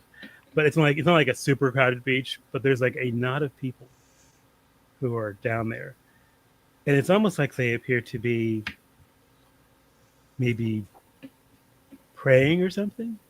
But if they get up, and then walk away. And then once they walk away, you can see the stakes on the police line. Oh, that must be it over there. Come on, let's go. Okay, I'm gonna look around first and see if I can see where she might have been painting from to see if maybe her easel's still there. But you go on down. Tell me what you find. Okay. Then you can look around. You can give both of you can give me meddling rolls. You go down to the beach. You slip down the beach to where it is. You see that there is barely a staked out place. Like just, it's not like it doesn't like have an outline of a body. Just like there's like basically just 4 stakes, which are marked out. And what's odd is the impressions on the sand around the stakes, as if people had been kneeling there, and maybe what some sort of dark liquid. But anyway, why don't you give me a meddling a date now? Yeah, this is just a simple meddling move for both of you. You're looking for clues as far as where the lady was painting, possibly anything else, correct? Yeah, I'm looking to see if there's anything that maybe Yep. washed up Nearby. with the body nearby. Okay. Maybe use reason. So it's our stat plus the roll, right? Yeah. Stat plus the roll. Then I got 10. Ooh, Well, Okay. yeah, so I put all my point in composure. I Okay. got 8. Okay. So, Lynn, you're looking for a place to see where the easel is. You don't actually find where she was set up, but you do find a good location to look and see where the man washed up, and you see something sparkling not too far in the surf there, in the water. It's just way too shiny to be just a common shell. And you go down there and you pull it out, and it appears to be an expensive diamond earring. It's missing its mate, and you dig it out from the sand. Meanwhile, Nellie, Yes. you see something in the water that could have been from the body, but the surf comes and washes it up and pulls it out. You'd have to go out in the water, into the surf, to get it. Things could get dangerous as it seems to be. There's like the water sort of rushing in and pulling out. But I still see something out there. See something out there, yes. I look back at Lynn, and Lynn's like seems occupied, and I look back out there, and I sighed. I put my shawl down. I roll up I wear these kind of old lady jeans. I roll them up to my knees, and I start to make my way out into the water. Okay. Now, tell me, what would leave you? This is going to consider this a day move in order to get this clue. What would leave you vulnerable? What would make you turn away from continuing out into the dark surf? Though it's remember, this is Saturday evening. The sun is not fully set, but the water is not as bright as would be. I mean, yeah, I've been on boats all my life, but I really don't spend a lot of time in the water now. So it's just probably just feeling if I step like into like if there's a steep drop off that makes me kind of like fall in, then yeah, I think I would if I like felt like unsteady on my feet and fell in. I think I would probably call it quits. Do you wish to continue? Yes. Okay. Why don't you give me a roll for this day move? So I'm gonna do composure for this one. It's fitting. Ooh, that's 9.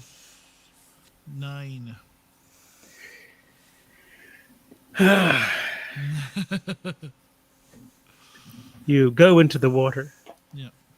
Drown. seems to pull back. You see the object there, lying right there. It appears to be, let's see, seems to be a satchel of. Actually, appears to be portions of it. It looks like, you mean it's a flash of a, you know. This is not your this it looks like a flash of some sort of antique vase that's in the water. It doesn't belong there, and you move forward to grab it, and the surf comes in, and you are splashed and knocked down, and slowly you feel as if you're being dragged in, and you almost feel as if like these coiling, maybe like strands, have grabbed your foot as you're pulled further in the water, and you're pulled under, and then you manage to rise up out of the surf, sputtering. Your condition currently now is chilled to the bone as you're freezing cold, but holding this portion of a broken antique vase in your hand. Chilled to the bone. Is your condition. And you found an antique vase, family heirloom. Lynn! I found something. Lynn, Nelly. meanwhile, has leaned. Nelly, what have you done? She is soaked to the bone, covered with blood, splashing out of the surf. Yeah, I'm like completely drenched. I'm like walking like this, like I rip I off my found shawl. something. Nelly, I found something. you'll catch your death of cold. Come out of there. What are you doing? My shawl's there. If you help me put it on, that'll probably help. Now, conditions can be removed based on time, or if you want to go back to your cozy place and engage in your cozy activity with a friend present. So, but your condition is currently chilled to the bone until you change the situation. We can figure that. That can happen naturally. Like, for instance, you go to a warm place or something, that can help you get rid of this one. But yeah, Well, Nelly currently has 2 shawls on, so it's working. So, next, our other 2 mavens arrive at the Regal Lady. A resplendently beautiful boat, large and ostentatious. So basically, it is polished to the shine. It is a gorgeous boat. Why don't you paint the scene as you step on board this yacht? What do you see shows that these people have more money than they know to do with?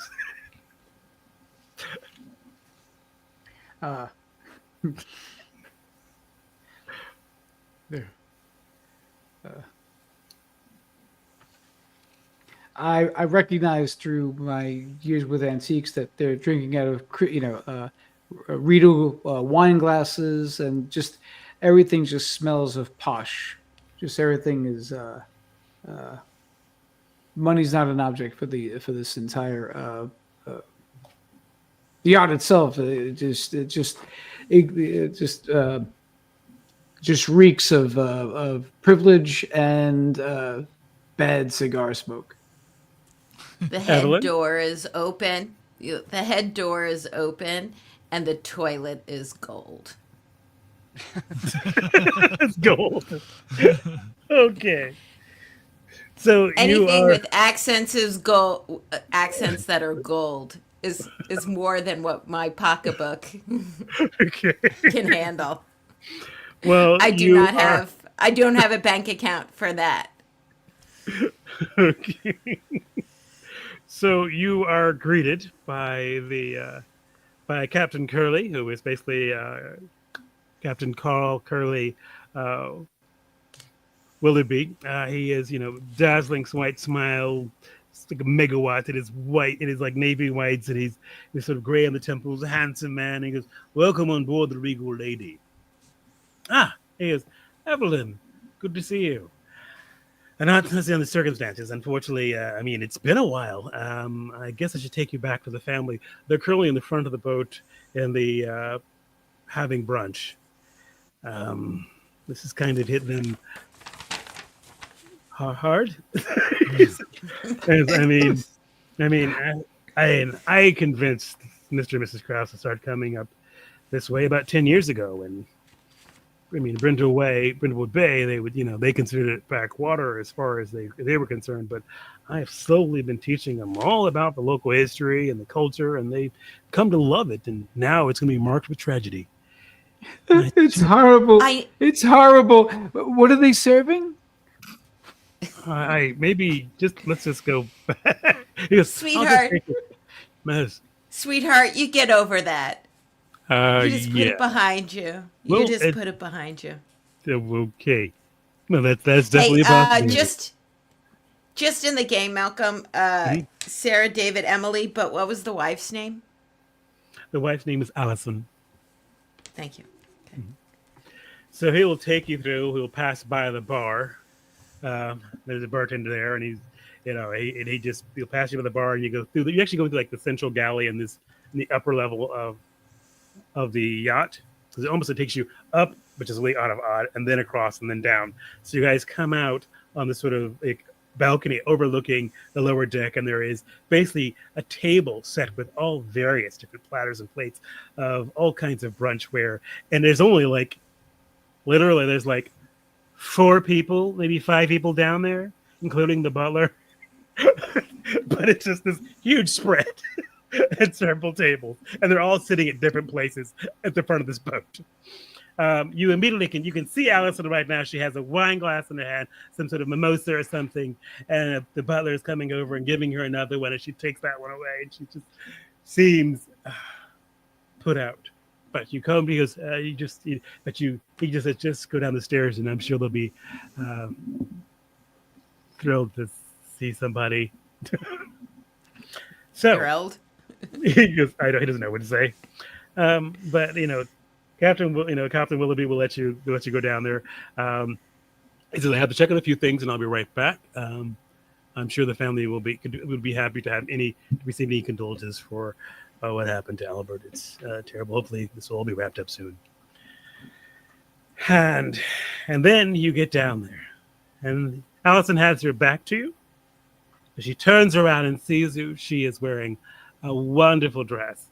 Morning, it's sort of like a good. So it's like a very frilly but very nice sort of afternoon evening dress. And she turns, and then they're having brunch, and it's like Saturday evening. So just tells you how crappy it is. They're just what's going on? You don't know. It's just weird. And she turns around and she goes, "Oh, this is all so terrible, terrible. It's just like Albert to go and get himself killed. When I'm on the precipice of a charity fundraising greatness, the man can be so self-involved. How could he go and die like this? Oh, do I know you? Evelyn? What have you done to your skin? Oh, it's beautiful. Oh, it's so good to see a face that I knew. In these trying times way out here in Brindlewood Bay. I know it's your home, but it's pretty far from Boston. And pretty far from what I need to have done. God, Albert, why now? So selfish. I mean, this is going to be the 4th annual Warriors Ball. I was going to bring that to Boston again for the 4th time, and they were going to stand up and notice. You don't actually always have, the upcoming charity ball for veterans suffering from testicular cancer every single day. And you just hear one of the, someone, you look over and it's like, apparently, obviously, he's wearing what looks like to be, even though despite the weather, looks almost like a rabbit sort of frock. He has his hair sort of moosed up, a strange bow tie, and shorts. Her son, but you assume it's the only son, David, just sort of goes, ugh. And looks over his eye. But there are, besides Allison, there is David, their son, their oldest daughter, Sarah. You always could tell Sarah because Sarah was always a little bit frumpy, and she's, you're surprised you don't see her kids here because thank God they're horrible. But yeah, they're not here. And the youngest Emily, who you barely knew. She was a really small child when you first knew her, but she's now apparently gone into adulthood. Also, not here. Birdie. So let's just say Allison is thin, graceful, well-dressed, mimosa in hand, and apparently just perfectly happy to have Evelyn here. David, I would say, is kind of snippy, kind of an avant-garde fashion sense, obviously. Sitting on one couch on the side. Opposite from him on another couch is the youngest Emily. who appears to be somewhat withdrawn and is playing. You don't know. It's one of those brand new devices that kids are doing these days in their hands. Though I guess 20-year-olds do it too. Whatever, you know. It just, whatever that. It's the water thing where you push it to make the rings. To make the ring. It's 1995. That could have been a Playboy I know. game or a color play. Game Boy. Game Boy Color was that? Playboy? Please don't say it was a Playboy? Playboy. No, Playboy Color. Color, no. No, Game Boy Color is what she's playing. But you guys don't know. It's just some computer thing you can have in your hand and make noise. I'm so sorry for your. So sorry for your loss. You must be really distraught. I am.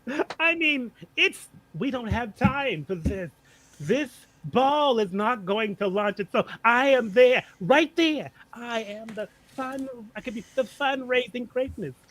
This is the Warriors Ball. Testicular cancer for veterans. I completely agree. Well, he's got a lot of nerve wandering off. When did he wander off? How could he even do this to you? Oh, he's always just so self-involved. Albert. Oh. Checks herself in my. She just kind of she looks around, and she's trying to put her glass down, and then a butler almost out of nowhere goes, "Madame, your glass. Is there anything else I can get you?" And don't worry, we've set up a secondary sort of afternoon later. Thank you, Albert. Thank you. You're a godsend. Albert understands.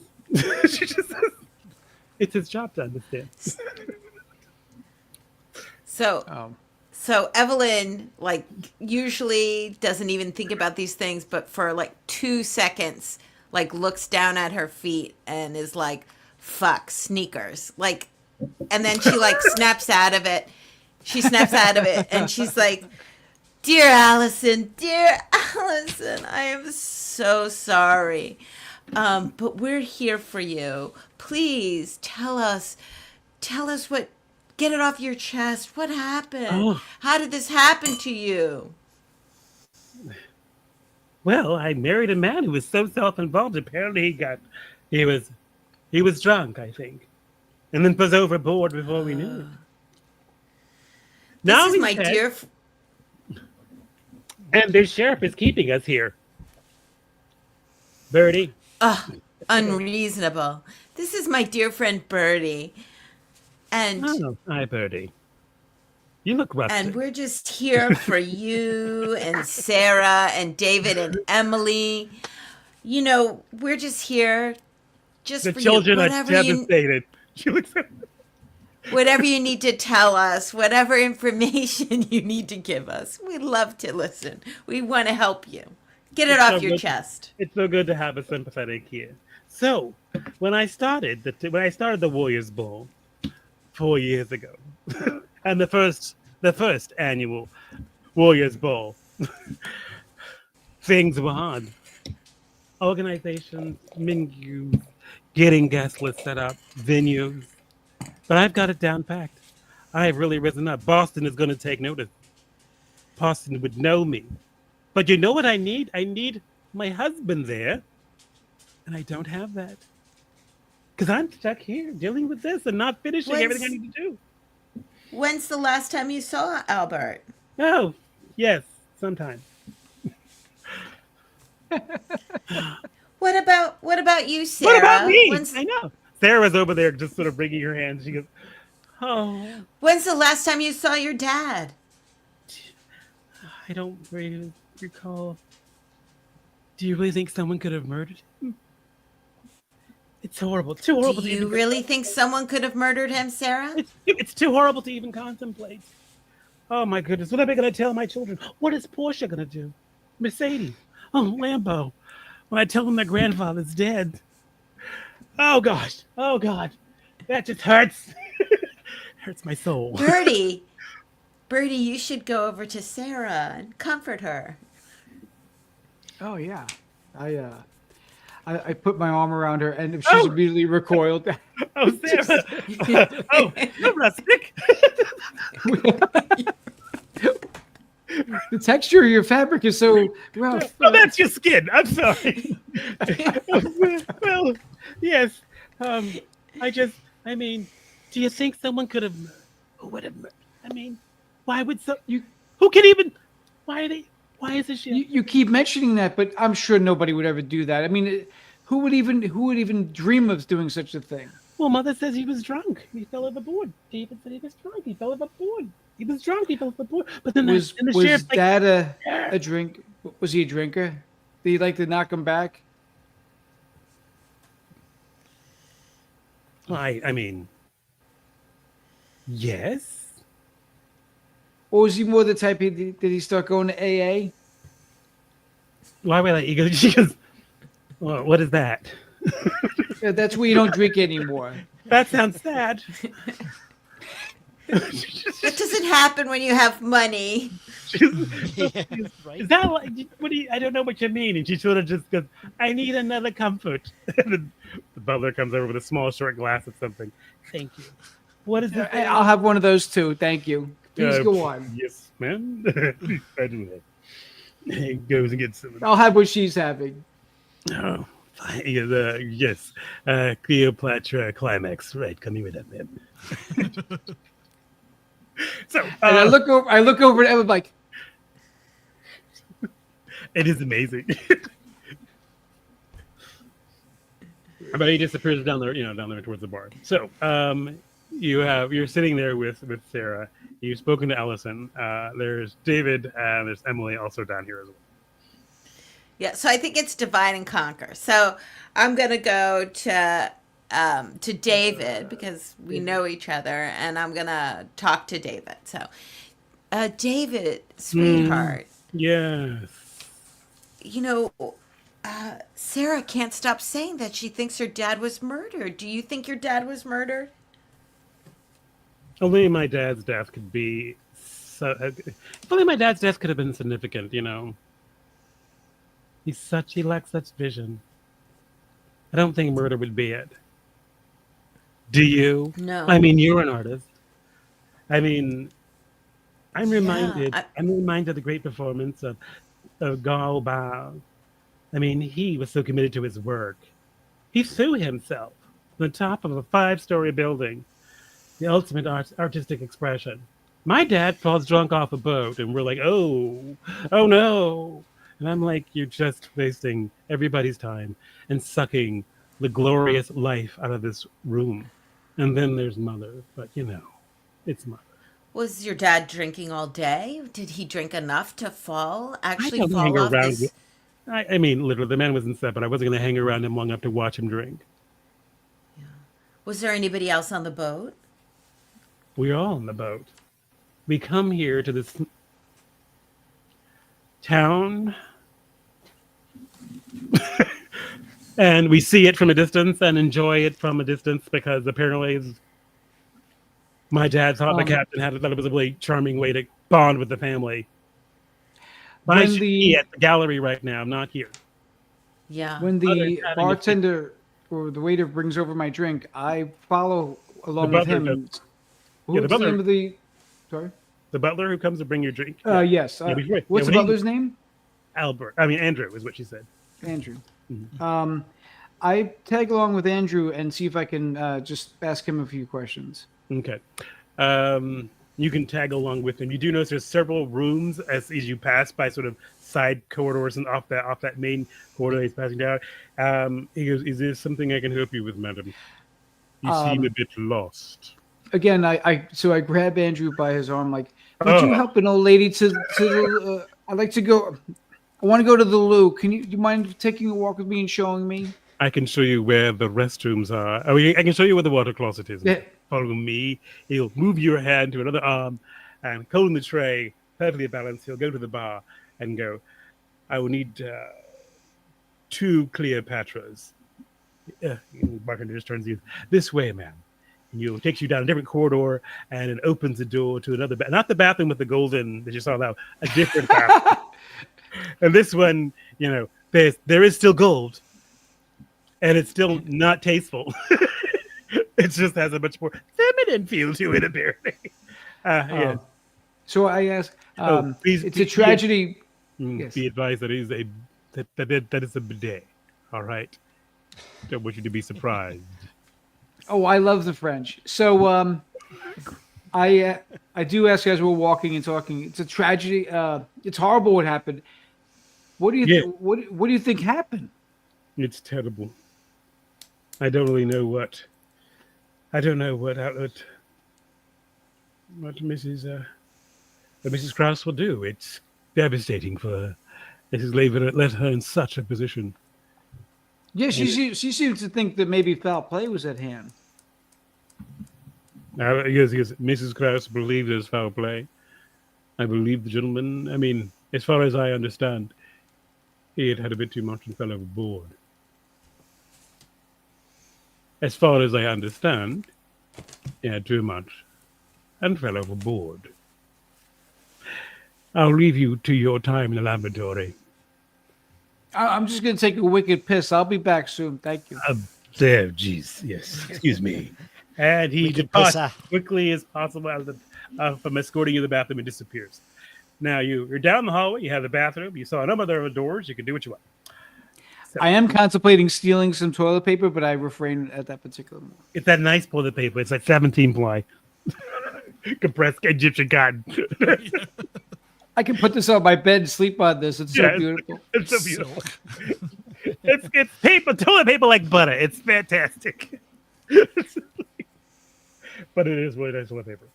And there's also wipes. So you are on board the Regal. So we're going to start with. So you're on board the Regal Lady. You're in the bathroom contemplating what you do. You've walked over. You now have David and Emily to talk to.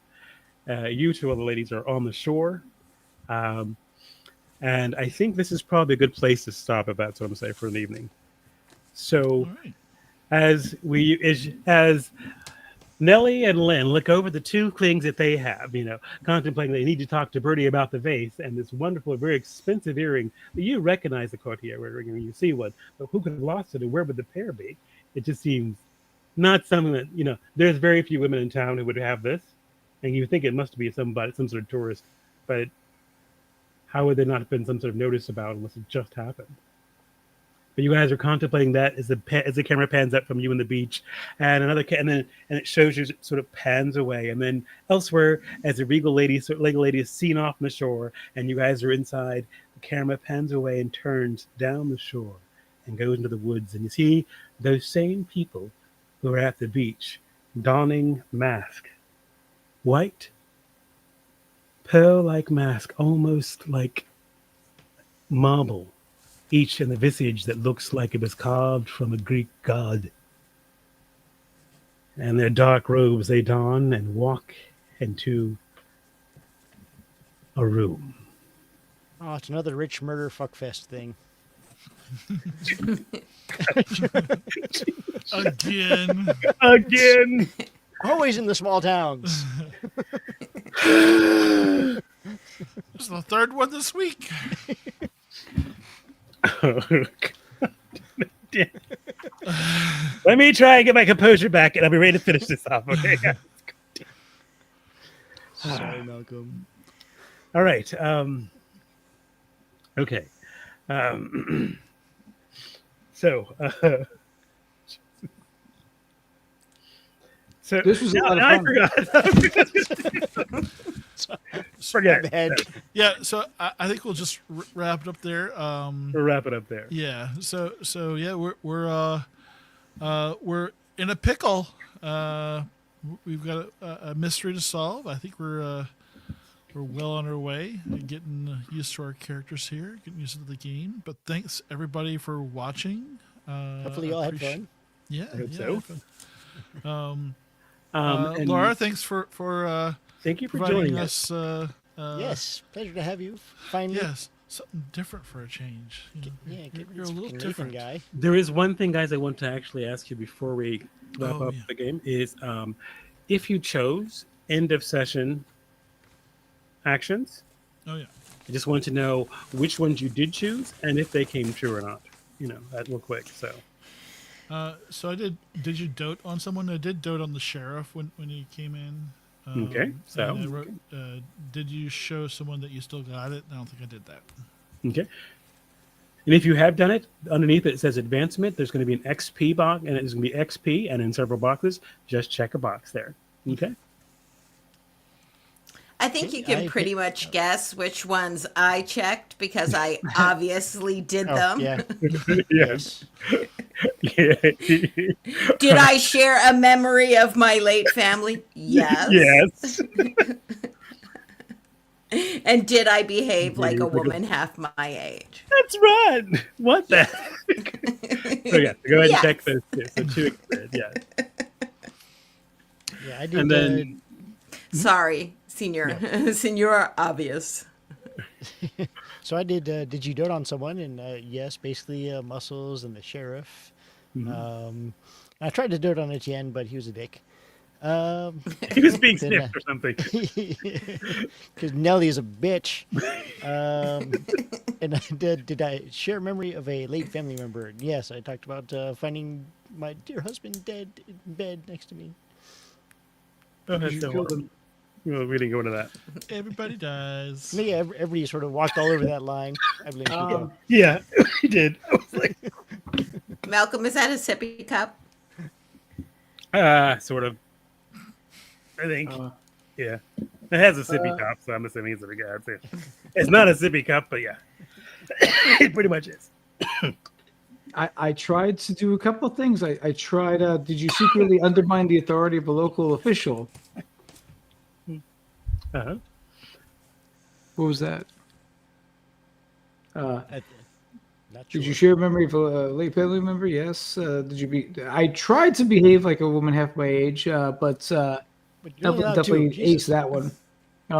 You did like in a Sort of provocative creepy way. old lady. Yeah, creepy old lady fashion. You were, Yeah. yeah. Did you dote on someone? Did you dote on someone? Yes, multiple times.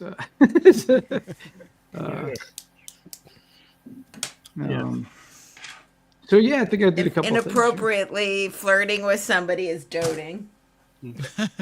So, yes. Well, that's what my aunt was doing my whole life. Go ahead. Okay. So, yeah, that's Yeah. just want to make sure that's taken care of. So we have that for our next session and just make sure you know how to build on it. Basically, hope everyone had a great time. Yes, And I will absolutely. hopefully we'll Thanks, come Malcolm. back and see you guys next week. And we'll have some more vignettes and more adventures of our murders and mavens and see how it goes. Take care, everybody. Great. Thanks. Thank you, everybody. Malcolm. Bye. Bye. Bye-bye.